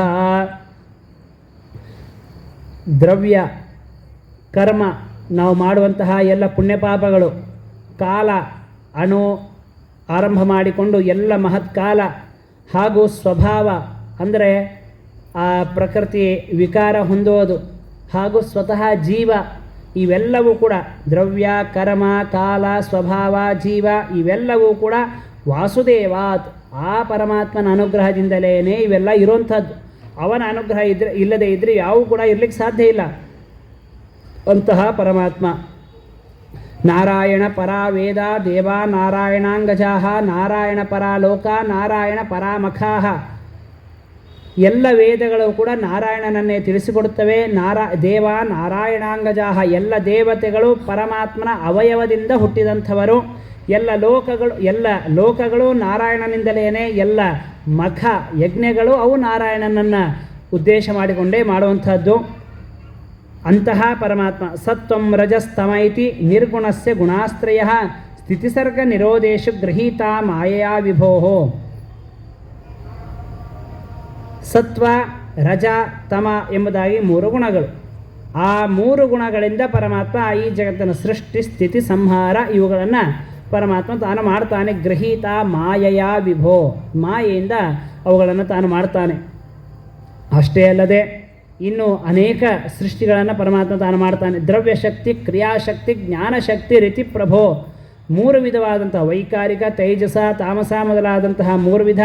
ಅವುಗಳಿಂದ ದ್ರವ್ಯಶಕ್ತಿ, ಕ್ರಿಯಾಶಕ್ತಿ, ಜ್ಞಾನಶಕ್ತಿ ಅಂತ ಪರಮಾತ್ಮ ಈ ಜಗತ್ತಿನ ಸೃಷ್ಟಿಯನ್ನು ತಾನು ಮಾಡ್ತಾನೆ. ಅವನು ಎಂಥವನು ಅಂದರೆ ಸಯೇಷ ಪುರುಷಃ ತಸ್ಮಾತ್ ಅಂಡಂ ನಿರ್ಭಿದ್ಯ ನಿರ್ಗತಃ ಸಹಸ್ರೋರ್ವಂಘ್ರಿಬಾಹ್ವಕ್ಷಿ ಸಹಸ್ರಾನನ ಶೀರ್ಷವಾನ್. ಸಹಸ್ರ ಪಾದಗಳು, ಸಹಸ್ರ ಕೈಗಳು, ಸಹಸ್ರ ಮುಖಗಳು ಪರಮಾತ್ಮನಿಗೆ ಇವೆ, ಸಹಸ್ರ ಕಣ್ಣುಗಳು ಅಂತ. ಇಲ್ಲೊಂದು ಪ್ರಶ್ನೆ ಬರಬಹುದು, ಒಂದು ಮುಖಕ್ಕೆ ಎರಡು ಕಣ್ಣು, ಸಹಸ್ರ ಮುಖ ಅಂತಂದಮೇಲೆ ದ್ವಿಸಹಸ್ರ ಕಣ್ಣು ಆಗಬೇಕು. ಆದರೆ ಸಹಸ್ರಾಕ್ಷಿ ಅಂತ ಹೇಳಿದ್ದಾರೆ. ಹೇಗೆ ಅಂದರೆ ಒಂದೇ ಕಣ್ಣ ದೇವರಿಗೆ? ಅಂದರೆ ಸಹಸ್ರ ಅನ್ನುವಂಥ ಶಬ್ದಕ್ಕೆ ಅನಂತ ಅಂತ ಅರ್ಥ. ಸಹಸ್ರ ಶೀರ್ಷ ಅಂದರೆ ಅನಂತ ಮುಖಗಳು, ಅನಂತ ಕಣ್ಣುಗಳು ಅಂತ ಅರ್ಥ ಹೊರತು ಸಹಸ್ರ ಅಂದರೆ ಸಾವಿರ ಅಂತ ಅರ್ಥ ಅಲ್ಲ. ಹಾಗಾಗಿ ಇಲ್ಲ ಸಾವಿರ ಅಂತ ಅರ್ಥ ಮಾಡಿದರೆ ಆಗ ಮುಂದೆ ಸಹಸ್ರಾಕ್ಷ ಅಂತ ಹೇಳಿದ್ದಾರೆ, ಸಾವಿರ ಕಣ್ಣು ಅಂತ. ಸಾವಿರ ಕಣ್ಣು ಅಂದರೆ ದೇವರು ಒಂದೇ ಕಣ್ಣಿದೆ ಅಂತ ಅರ್ಥ ಆಗುತ್ತೆ. ಹಾಗಾಗಿ ಸಹಸ್ರ ಅನ್ನುವಂಥ ಶಬ್ದಕ್ಕೆ ಅನಂತ ಅಂತ ಅರ್ಥ. ಹೀಗೆ ಪರಮಾತ್ಮ ತಾನು ಈ ಜಗತ್ತಿನ ಸೃಷ್ಟಿಯಾದಿಗಳನ್ನು ತಾನು ಮಾಡ್ತಾನೆ. ವಾಚೋರ್ವನ್ಹೇ ಮುಖಕ್ಷೇತ್ರಂ ಛಂದಸಾಂ ಸಪ್ತಧಾತವಃ ಹವ್ಯಕವ್ಯ ಮೃತಾನ್ನಾನಾಂ ಜಿಹ್ವಾ ಸರ್ವರಸಸ್ಯ ಚ.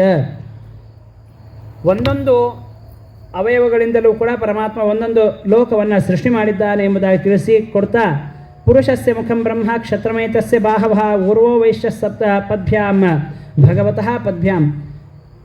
ಒಂದೊಂದು ವರ್ಣಗಳು ಕೂಡ ಪರಮಾತ್ಮನ ಒಂದೊಂದು ಮುಖಗಳಿಂದ ಹುಟ್ಟಿವೆ ಎಂಬುದಾಗಿ ತಿಳಿಸಿಕೊಡ್ತಾರೆ. ಪರಮಾತ್ಮನ ಭೂರ್ಲೋಕದಿಂದ ಒಂದು ಲೋಕ, ಆ ಭೂ ಅಂದರೆ ಹುಬ್ಬು, ಅವುಗಳಿಂದ ಒಂದು ಲೋಕ, ಪರಮಾತ್ಮನ ನಾಭಿಯಿಂದ ಒಂದು ಲೋಕ, ಪರಮಾತ್ಮನ ಹೃದಯದಿಂದ ಒಂದು ಲೋಕ, ಹೀಗೆ ಏನೇನು 14 ಲೋಕಗಳಿವೆ ಅವೆಲ್ಲವೂ ಕೂಡ ಪರಮಾತ್ಮನ ಒಂದೊಂದು ದೇಹದ ಅವಯವಗಳಿಂದಲೇ ಹುಟ್ಟಿದ್ದು ಅಂತ ತಿಳಿಸಿಕೊಡ್ತಾರೆ. ವಾಚೋರ್ವನ್ಹೇರ್ ಮುಖಂ ಕ್ಷೇತ್ರಂ ಛಂದಸಾಂ ಸಪ್ತಧಾತವಃ. ಪರಮಾತ್ಮನ ಬಾಯಿಯಿಂದ ವನ್ಹಿ ತಾನು ಹುಟ್ಟಿದೆ.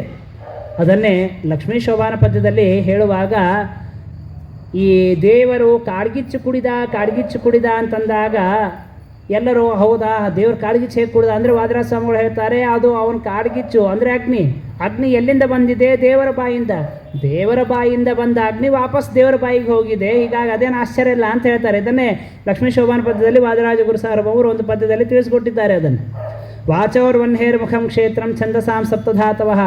ಎಲ್ಲ ಛಂದಸ್ಸುಗಳಿಂದ ಸಪ್ತಧಾತುಗಳಿಂದ ಎಲ್ಲ ಛಂದಸ್ಸುಗಳ ಸೃಷ್ಟಿ ಅನ್ನುವಂಥದ್ದಾಗಿದೆ. ಹವ್ಯಕವ್ಯ ಮೃತಾನ್ನಾನಾಂ ಜಿಹ್ವಾ ಸರ್ವರಸಸ್ಯ ಚ. ಪರಮಾತ್ಮನ ಜಿಹ್ವೆಯಿಂದ ಹವ್ಯ ಮತ್ತು ಕವ್ಯ ಎರಡು. ಹವ್ಯ ಅಂತಂದರೆ ಈ ದೇವತಾ ಯಜ್ಞಯಾಗಾದಿಗಳನ್ನು ಮಾಡುವಂತಹ ಕರ್ಮಗಳಿಗೆ ಹವ್ಯಕರ್ಮ ಅಂತ ಕರೀತಾರೆ. ಪಿತೃಕರ್ಮ ಮಾಡುವಂತಹ ಕರ್ಮಗಳಿಗೆ ಕವ್ಯ ಅಂತ ಕರೀತಾರೆ. ಇಲ್ಲಿ ಹವ್ಯವಾಹನ, ಅಲ್ಲಿ ಕವ್ಯವಾಹನ. ಹೀಗೆ ಆ ಎಲ್ಲ ಕರ್ಮಗಳು, ಎಲ್ಲ ಅಸೋಗಳು ಇವೆಲ್ಲವೂ ಕೂಡ ಆ ಪರಮಾತ್ಮನಿಂದಲೇ ಹುಟ್ಟಿದ್ದು. ರೋಮಾನ್ಯುದ್ಬೀಜ ಜಾತೀನಾಂ ಎಲ್ಲ ಯಜ್ಞಸ್ತು ಸಂಭೃತಃ ಕೇಶಶ್ವಶ್ರು. ಆ ಪರಮಾತ್ಮನ ಕೇಶ ಕೂದಲು, ಆ ಪರಮಾತ್ಮನ ನಖ ಅಂತಂದರೆ ಇವೇ ಈ ಶಿಲಾ ಲೋಹ ಒಂದು ಕಲ್ಲುಗಳು ಲೋಹ ಇದೆಲ್ಲ ಪರಮಾತ್ಮನ ಆ ಒಂದು ನಖಗಳಿಂದ ಕೂದಲುಗಳಿಂದ ಅವು ಹುಟ್ಟಿವೆ ಎಂಬುದಾಗಿ ತಿಳಿಸಿಕೊಡ್ತಾರೆ. ಬಾಹವೋ ಲೋಕಪಾಲಾನಾಂ ಪ್ರಾಯಶಃ ಕ್ಷೇಮಕರ್ಮಣಾಂ. ಈ ಜಗತ್ತಿಗೆ ಕ್ಷೇಮವನ್ನು ಉಂಟು ಮಾಡುವ ರಾಜರುಗಳು ಪರಮಾತ್ಮನ ಬಾಹುವಿನಿಂದ ಹುಟ್ಟಿದಂಥವರು ಎಂಬುದಾಗಿ ತಿಳಿಸಿಕೊಡ್ತಾರೆ. ಹೀಗೆ ಸರ್ವಂ ಪುರುಷ ಏವೇದಂ ಭೂತಂ ಭವ್ಯಂ ಭವಚ್ಚೇತ ತೇನೇದಮಾವೃತಂ ವಿಶ್ವಂ ವಿತಸ್ತಿ ಮದಿತಿಷ್ಠತ. ಕಣ್ಣಿಗೆ ಕಾಣುವ ಯಾವ ವಸ್ತು ಇದೆ ಎಲ್ಲವೂ ಕೂಡ ಪುರುಷ ಏವೇದಂ, ಪುರುಷನಿಂದಲೇ. ಪುರುಷ ಅಂದರೆ ಪುರುಷನಾಮಕ ಪರಮಾತ್ಮನಿಂದಲೇ ಇದೆಲ್ಲವೂ ಆದದ್ದು. ತೇನ ಇದಂ ಆವೃತಂ. ಆ ಪರಮಾತ್ಮನಿಂದ ಇಡೀ ಜಗತ್ತು ಆವರಿಸಲ್ಪಟ್ಟಿದೆ. ಅಂದರೆ ಎಲ್ಲ ಕಡೆಗೂ ಪರಮಾತ್ಮ ತಾನು ವ್ಯಾಪಿಸಿಕೊಂಡು ಇದ್ದಾನೆ. ಅಂತಹ ಪರಮಾತ್ಮ ಅಂತ ತಾವು ತಿಳಿಸಿಕೊಡ್ತಾರೆ. ಹೇಳಿ, ನ ಭಾರತೀ ಮೇಂಗ ಮೃಷೋಪಲಕ್ಷತೆ ನ ಕರ್ಹಿ ಚಿನ್ಮೇ ಮನಸೋ ಮೃಷಾಗತಿ ನ ಮೇ ಹೃಷೀಕಾಣಿ ಪತಂತ್ಯ ಸತ್ಪಥೆ ಯನ್ಮೇ ಕಂಠ್ಯವತ ಧೃತೋ ಹರಿಹಿ. ನನ್ನ ಹೃದಯದಲ್ಲಿ ನಾನು ಪರಮಾತ್ಮನನ್ನು ನೆಲೆಸಿಕೊಂಡಿದ್ದೇನೆ, ಅರ್ಥಾತ್ ಪರಮಾತ್ಮನ ಚಿಂತನೆಯನ್ನು ನಾನು ಮಾಡ್ತೇನೆ. ಹೀಗಾಗಿ ನ ಭಾರತೀ ಮೇಂಗ ಮೃಷೋಪಲಕ್ಷತೆ. ನನ್ನ ಮಾತು ಎಂದೂ ಸುಳ್ಳಾಡೋದಿಲ್ಲ. ನನ್ನ ಮಾತು ಸುಳ್ಳು, ನನ್ನ ವಾಗಿಂದ್ರೇ ಸುಳ್ಳಾಡೋದಿಲ್ಲ, ನನ್ನ ಮಾತು ಸುಳ್ಳಾಗೋದಿಲ್ಲ. ನಕರ್ಹಿ ಚಿನ್ಮೆ ಮನಸ್ಸೋ ಮೃಷಾಗತಿ. ನನ್ನ ಮನಸ್ಸು ವ್ಯರ್ಥವಾದ ವಿಷಯಗಳಲ್ಲಿ ನನ್ನ ಮನಸ್ಸು ಹೋಗೋದೇ ಇಲ್ಲ. ನಮೇ ಋಷಿಕಾಣಿ ಪತಂತ್ಯ ಅಸತ್ಪಥೆ ದುರ್ಮಾರ್ಗದಲ್ಲಿ ನನ್ನ ಇಂದ್ರಿಯಗಳು ಹೋಗೋದಿಲ್ಲ. ಯಾಕೆ ಅಂದರೆ ಆ ದೇವರನ್ನು ನಾನು ಯಾವಾಗಲೂ ನನ್ನ ಮನಸ್ಸಿನಲ್ಲಿ ಚಿಂತನೆಯನ್ನು ಮಾಡ್ತೇನೆ, ಅವನ ಧ್ಯಾನವನ್ನು ನಾನು ಮಾಡ್ತೇನೆ. ಹೀಗಾಗಿ ಸರ್ವಥಾ ನನ್ನಿಂದ ಯಾವುದೇ ವಿಧವಾದಂತಹ ಕಾರ್ಯಗಳು, ಕೆಟ್ಟ ಕಾರ್ಯಗಳು ನಡೆಯೋದಿಲ್ಲ ಎಂಬುದಾಗಿ ತಿಳಿಸಿಕೊಡ್ತಾರೆ. ಹೀಗೆ ಆ ಪರಮಾತ್ಮನ ಅನುಗ್ರಹವನ್ನು, ತಮ್ಮ ಮೇಲೆ ಪರಮಾತ್ಮ ಮಾಡಿದ ಅನುಗ್ರಹವನ್ನು ತಾವು ಸ್ಮರಣೆ ಮಾಡಿ ಆ ಪರಮಾತ್ಮ ತಾಳಿದ ಅನೇಕ ಅವತಾರಗಳು, ಆ ಅವತಾರಗಳ ಬಗ್ಗೆ ತಿಳಿಸಿಕೊಡ್ತಾರೆ. ಊಚೇಯ ಆತ್ಮಶಮಲಂ ಗುಣಸಂಗಪಂಕಂ ಅಸ್ಮಿನ್ ವಿಧೋಯ ಕಪಿಲ ಸ್ವಗತಿಂ ಪ್ರಪೇದೆ. ಪರಮಾತ್ಮ ಕಪಿಲ ನಾಮಕನಾಗಿ ಅವತಾರ ಮಾಡಿದ್ದಾನೆ. ಅದಾದ ನಂತರ ಪರಮಾತ್ಮ ಅತ್ರೇರಪತ್ಯಮಭಿಕಾಂಕ್ಷತ ಆಹ ತುಷ್ಟೋ ದತ್ತೋ ಮಯಾಹಮಿತಿ ಯದ್ ಭಗವಾನ್ ಸ ದತ್ತಃ. ಪರಮಾತ್ಮ ಇನ್ನೊಂದು ಜ್ಞಾನಾವತಾರ ತಾಳಿದ್ದಾನೆ, ದತ್ತ ಅಂತ ಕರೀತಾರೆ. ಅತ್ರಿ ಅನಸೂಯ ಆ ದಂಪತಿಗಳಲ್ಲಿ ಪರಮಾತ್ಮ ತಾನು ದತ್ತನಾಗಿ ಅವತಾರ ಮಾಡಿದ್ದಾನೆ. ಯಜ್ಞೈತರೇಯ ಕಪಿಲರ್ಷಭ ದತ್ತ ಧನ್ವಂತರ್ಯಶ್ವ ಸನ್ಮುಖ ಕುಮಾರ ಸುಯೋಷಿದಾತ್ಮನ್ ಸದ್ಧರ್ಮ ಸೂನುವರತಾಪಸಹಂಸರೂಪ ವಾಸಿಷ್ಠ ಕೃಷ್ಣ ಮಮ ದೇಹಿ ಕರಾವಲಂಬಂ. ಪರಮಾತ್ಮ ಎಷ್ಟು ಅವತಾರ ತಾಳಿದ್ದಾರೆ ಅಂದರೆ ಯಜ್ಞ, ಐತರೇಯ, ಕಪಿಲ, ಋಷಭ, ದತ್ತ, ಧನ್ವಂತರಿ, ಹಯಶ್ವ ಮತ್ತು ಅಶ್ವಮುಖ, ಸುಕುಮಾರ ಅಂದರೆ ಪರಮಾತ್ಮನ ಒಂದು ಕುಮಾರ ರೂಪ. ಅದಾದ ನಂತರ ಯೋಷಿತ ಮೋಹಿನಿ ರೂಪ. ಹೀಗೆ ಪರಮಾತ್ಮನ ಅನಂತ ಅವತಾರಗಳಿವೆ. ಆ ಎಲ್ಲ ಅವತಾರಗಳ ಬಗ್ಗೆ ತಿಳಿಸಿಕೊಡ್ತಾ ಇದ್ದಾರೆ. ಧರ್ಮಸ್ಯ ದಕ್ಷ ದುಹಿತರ್ಯ ಜನಿಸ್ವ ಮೂರ್ತ್ಯ ನಾರಾಯಣೋ ನರ ಇತಿ ಸ್ವ ತಪಃ ಪ್ರಭಾವ. ಧರ್ಮಜ ಮಗನಾಗಿ ಪರಮಾತ್ಮ ತಾನು ನಾರಾಯಣ ಎಂಬ ರೂಪದಿಂದ ಪರಮಾತ್ಮ ತಾನು ಅವತಾರ ಮಾಡಿದ್ದಾನೆ. ಅದಾದ ನಂತರ ಪರಮಾತ್ಮ ತಾನು ವಿಶೇಷವಾಗಿ ನರಸಿಂಹ ರೂಪದಿಂದ ಅವತಾರ ಮಾಡಿದ್ದಾನೆ. ಮತ್ಸ್ಯನಾಮಕನಾಗಿ ಯುಗಾಂತ ಸಮಯೇ, ಯುಗದ ಕೊನೆ ಭಾಗದಲ್ಲಿ ಮತ್ಸ್ಯನಾಗಿ ಅವತಾರ ಮಾಡಿದ್ದಾನೆ. ಮನುನಾ ಉಪಲಬ್ಧ, ಆ ಒಬ್ಬ ಮನುವನ್ನು ರಕ್ಷಣೆ ಮಾಡುವುದಕ್ಕಾಗಿ ಪರಮಾತ್ಮ ತಾನು ಮತ್ಸ್ಯ ರೂಪದಿಂದ ಅವತಾರ ಮಾಡಿದ್ದಾನೆ. ಕ್ಷೋಣೀಮಯ ನಿಖಿಲ ಜೀವ ನಿಕಾಯ ಕೇತಃ, ತಾನು ಅನೇಕ ಅವತಾರಗಳನ್ನು ವರಾಹ ರೂಪಧಾರಣ ಮಾಡಿದ್ದಾನೆ. ಅದಾದ ನಂತರ ತಾನು ವಿಶೇಷವಾಗಿ ಒಂದು ಕೂರ್ಮಾವತಾರವನ್ನು ತಾಳಿದ್ದಾನೆ. ಪೃಷ್ಠೇನ ಕಚ್ಚಪ ವಪುರು ವಿದಧಾರ ಗೋತ್ರಂ ನಿದ್ರೇಕ್ಷಣೋದ್ರಿ ಪರಿವರ್ತ ಕಷಾಣ ಕಂಡುಹು. ಪರಮಾತ್ಮ ಸಮುದ್ರ ಮಂಥನದ ಕಾಲದಲ್ಲಿ ಕಚ್ಚಪ ರೂಪ ಅಂದರೆ ಆಮೆ ಕೂರ್ಮ ರೂಪವನ್ನು ಧಾರಣೆ ಮಾಡಿದ್ದಾನೆ. ಕೂರ್ಮ ರೂಪವನ್ನು ಧಾರಣೆ ಮಾಡಿದಾಗ ಎಲ್ಲ ದೈತ್ಯರು ದೇವತೆಗಳು ತಮ್ಮೆಲ್ಲ ಶಕ್ತಿ ಪ್ರಯೋಗ ಮಾಡಿ ಆ ಸಮುದ್ರ ಮಂಥನ ಮಾಡ್ತಿರಬೇಕಾದ್ರೆ ಮಂದರ ಪರ್ವತ ಎಷ್ಟು ಅಂತಂದರೆ ಅದು 21,000 ಎತ್ತರದ್ದು, ಅಂದರೆ 11,000 ಎತ್ತರ ಮೇಲೆ ಕಾಣಿಸ್ತಾ ಇತ್ತು. 11,000 ಯೋಜನ ಮೇಲೆ ಕಾಣಿಸ್ತಾ ಇತ್ತು. 10,000 ಯೋಜನ ಕೆಳಗಡೆ ಇತ್ತದು, ಭೂಮಿಯಲ್ಲಿ ಹುದುಗಿ ಹೋಗಿತ್ತು. ಅಂದರೆ ಟೋಟಲ್ 21,000 ಯೋಜನದಷ್ಟು ದೊಡ್ಡದಾದ ಆ ಪರ್ವತ. ಅಂಥ ಪರ್ವತವನ್ನು ಪರಮಾತ್ಮ ಕೂರ್ಮ ರೂಪದಿಂದ ತನ್ನ ಬೆನ್ನಿನ ಮೇಲೆ ಧಾರಣೆ ಮಾಡಿದ್ದಾನೆ. ಧಾರಣ ಮಾಡಿ ಅವರು ಮಂಥನ ಮಾಡ್ತಿರ್ಬೇಕಾದ್ರೆ ಹೇಗಾಗ್ತಿತ್ತು ಅಂದರೆ ಕಷಾಣ ಕಂಡುಹು, ಸುಮ್ಮನೆ ತುರಿಸ್ತಾರಲ್ಲ, ತುರಿಕೆ ಆದಂತೆ ಆಗ್ತಾ ಇತ್ತಂತೆ ಅದು ಪರಮಾತ್ಮನಿಗೆ. ಅಂಥ ದೊಡ್ಡದಾದಂತಹ ಮಂದರ ಪರ್ವತ. ಆ ರೂಪವನ್ನು ಪೃಷ್ಠೇನ ಕಚ್ಚಪ ವಪುಹು, ಪರಮಾತ್ಮ ತಾನು ಕಚ್ಚಪ ರೂಪದಿಂದ ಆ ರೀತಿಯಾಗಿ ರಕ್ಷಣೆ ಮಾಡಿದ್ದಾನೆ. ತ್ರಿವಿಷ್ಟೋಪರೋ ಭಯಹಾರಿ ನೃಸಿಂಹ ರೂಪಂ ಕೃತ್ವ. ಪರಮಾತ್ಮ ಉಗ್ರವಾದ ದಂಷ್ಟ್ರ, ಕೋರೆ ಹಲ್ಲು, ಕರಾಲವಾದ ಮುಖ, ಅತ್ಯಂತ ಉಗ್ರವಾದ ಮುಖರೂಪವನ್ನು ಧಾರಣೆ ಮಾಡಿ ನರಸಿಂಹದೇವರ ರೂಪದಿಂದ ಪರಮಾತ್ಮ ತಾನು ಅವತಾರ ಮಾಡಿದ್ದಾನೆ. ಅವತಾರ ಮಾಡಿ ದೈತ್ಯೇಂದ್ರ ಮಾಶು ಗದಯಾಭಿ ಪತಂತಮಾರ ದೂರೋ ನಿಪಾತ್ಯ ವಿದದಾರ ನಖೈಸ್ಫುರಂತಂ, ತನ್ನ ಉಗುರುಗಳಿಂದ ನಖಗಳಿಂದ ಆ ರಾಕ್ಷಸನ ಹೊಟ್ಟೆಯನ್ನು ಸೀಳಿ ಹಾಕಿದ್ದಾನೆ ಪರಮಾತ್ಮ ನರಸಿಂಹ ರೂಪದಿಂದ. ಅಂತಃಸರಸ್ಯುರುಪಲೇನ ಪದೇ ಗೃಹೀತೋ ಗ್ರಾಹೇಣ ಯೂಥಪತಿರಂಬುಜಹಸ್ತ ಆರ್ತಃ ಆಹೇದಮಾದಿ ಪುರುಷಾಖಿಲ ಲೋಕನಾಥ ತೀರ್ಥಶ್ರವಶ್ರವಣಮಂಗಲ ನಾಮಧೇಯ. ಪರಮಾತ್ಮ ತಾನು ಗಜೇಂದ್ರ ಮೋಕ್ಷವನ್ನು ಮಾಡಿದ್ದಾನೆ. ಪರಮಾತ್ಮ ಹರಿ ರೂಪದಿಂದ ಪರಮಾತ್ಮ ತಾನು ಅಲ್ಲಿ ಬಂದು ಆ ಮೊಸಳೆಯ ಹಿಡಿತಕ್ಕೆ ಸಿಲುಕಿ ಒದ್ದಾಡಿ ಹೋಗ್ತಾ ಇರುವಂತಹ ಗಜೇಂದ್ರನನ್ನು ಪರಮಾತ್ಮ ಮೋಚನೆ ಮಾಡಿದ. ಆ ವಿಚಾರವನ್ನು ತಿಳಿಸಿಕೊಡ್ತಾ ಇದ್ದಾರೆ. ಗಜೇಂದ್ರ ಚಕ್ರೇಣ ನಕ್ರ ವದನಂ ವಿನಿಪಾಟ್ಯ, ಚಕ್ರದಿಂದ ನಕ್ರನ ಶಿರವನ್ನು, ಅಂದರೆ ನಕ್ರ ಅಂದರೆ ಮೊಸಳೆ, ಆ ಮೊಸಳೆಯ ಶಿರವನ್ನು ಸೀಳಿ ಪರಮಾತ್ಮ ಅದನ್ನು ಕೃಪಯೋಜ್ಜಹಾರ, ಅತ್ಯಂತ ಕೃಪೆಯಿಂದ ಆ ಆನೆಯನ್ನು ರಕ್ಷಣೆ ಮಾಡಿದ ಪರಮಾತ್ಮ. ಹೀಗೆ ಧನ್ವಂತರಿಯಾಗಿ ಅವತಾರ ಮಾಡಿದ ಪರಮಾತ್ಮ. ಧನ್ವಂತರಿಶ್ಚ ಭಗವಾನ್ ಸ್ವಯಮಾಸ ದೇವೋ ನಾಮ್ನಾ ನೃಣಾಂ ಪುರುರುಜಾ ಮೃಜ ಆಶುಹಂತಿ. ಅವರ ಎಲ್ಲ ರೋಗಗಳನ್ನು ಪರಿಹಾರ ಮಾಡುವ ಉದ್ದೇಶದಿಂದ ಪರಮಾತ್ಮ ತಾನು ಧನ್ವಂತರಿ ನಾಮಕನಾಗಿ ಅವತಾರ ಮಾಡಿದ್ದಾನೆ, ಯಜ್ಞ ನಾಮಕನಾಗಿ ಅವತಾರ ಮಾಡಿದ್ದಾನೆ. ಹೀಗೆ ಅನೇಕ ಅವತಾರಗಳನ್ನು ಮಾಡಿದ್ದಾನೆ ಪರಮಾತ್ಮ. ಇಕ್ಷ್ವಾಕು ವಂಶದಲ್ಲಿ ಅವತಾರ ಮಾಡಿದ್ದಾನೆ.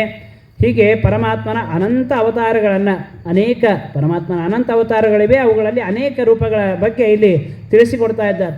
ಹೀಗೆ ತಿಳಿಸಿಕೊಡ್ತಾ ಹೇಳ್ತಾರೆ, ವಿಷ್ಣೋರ್ನು ವೀರ್ಯ ಗಣನಾಂ ಕಥಮೋರ್ಹಿತೀಯ ಯಃ ಪಾರ್ಥಿವಾನ್ಯಪಿ ಕವಿರ್ ವಿಮಮೇ ರಜಾಂಸಿ.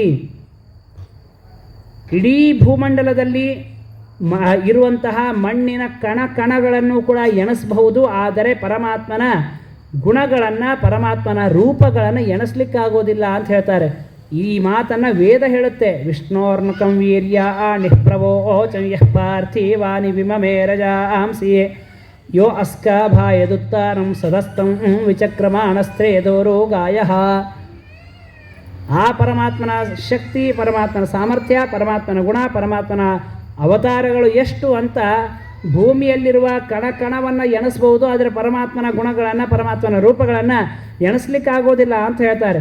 ಈ ಮಾತು ವೇದ ಹೇಳುತ್ತೆ. ಸ್ವತಃ ಬ್ರಹ್ಮದೇವರು ಕೂಡ ಈ ಮಾತನ್ನು ಹೇಳ್ತಾ ಇದ್ದಾರೆ. ಹೀಗೆ ಆ ಪರಮಾತ್ಮ ಬ್ರಹ್ಮದೇವರು ತಾವು ಅನೇಕ ವಿಷಯಗಳನ್ನು ತಿಳಿಸಿಕೊಡ್ತಾರೆ. ತಿಳಿಸಿಕೊಟ್ಟು ಹಿಂದೆ ಪರೀಕ್ಷಿತ ಮಹಾರಾಜರು ಕೇಳಿದರು, ಭಾಗವತದ ಲಕ್ಷಣ ಏನು ಅಂತಂದರೆ, ತಸ್ಮಾ ಇದಂ ಭಾಗವತಂ ಪುರಾಣಂ ದಶಲಕ್ಷಣಂ.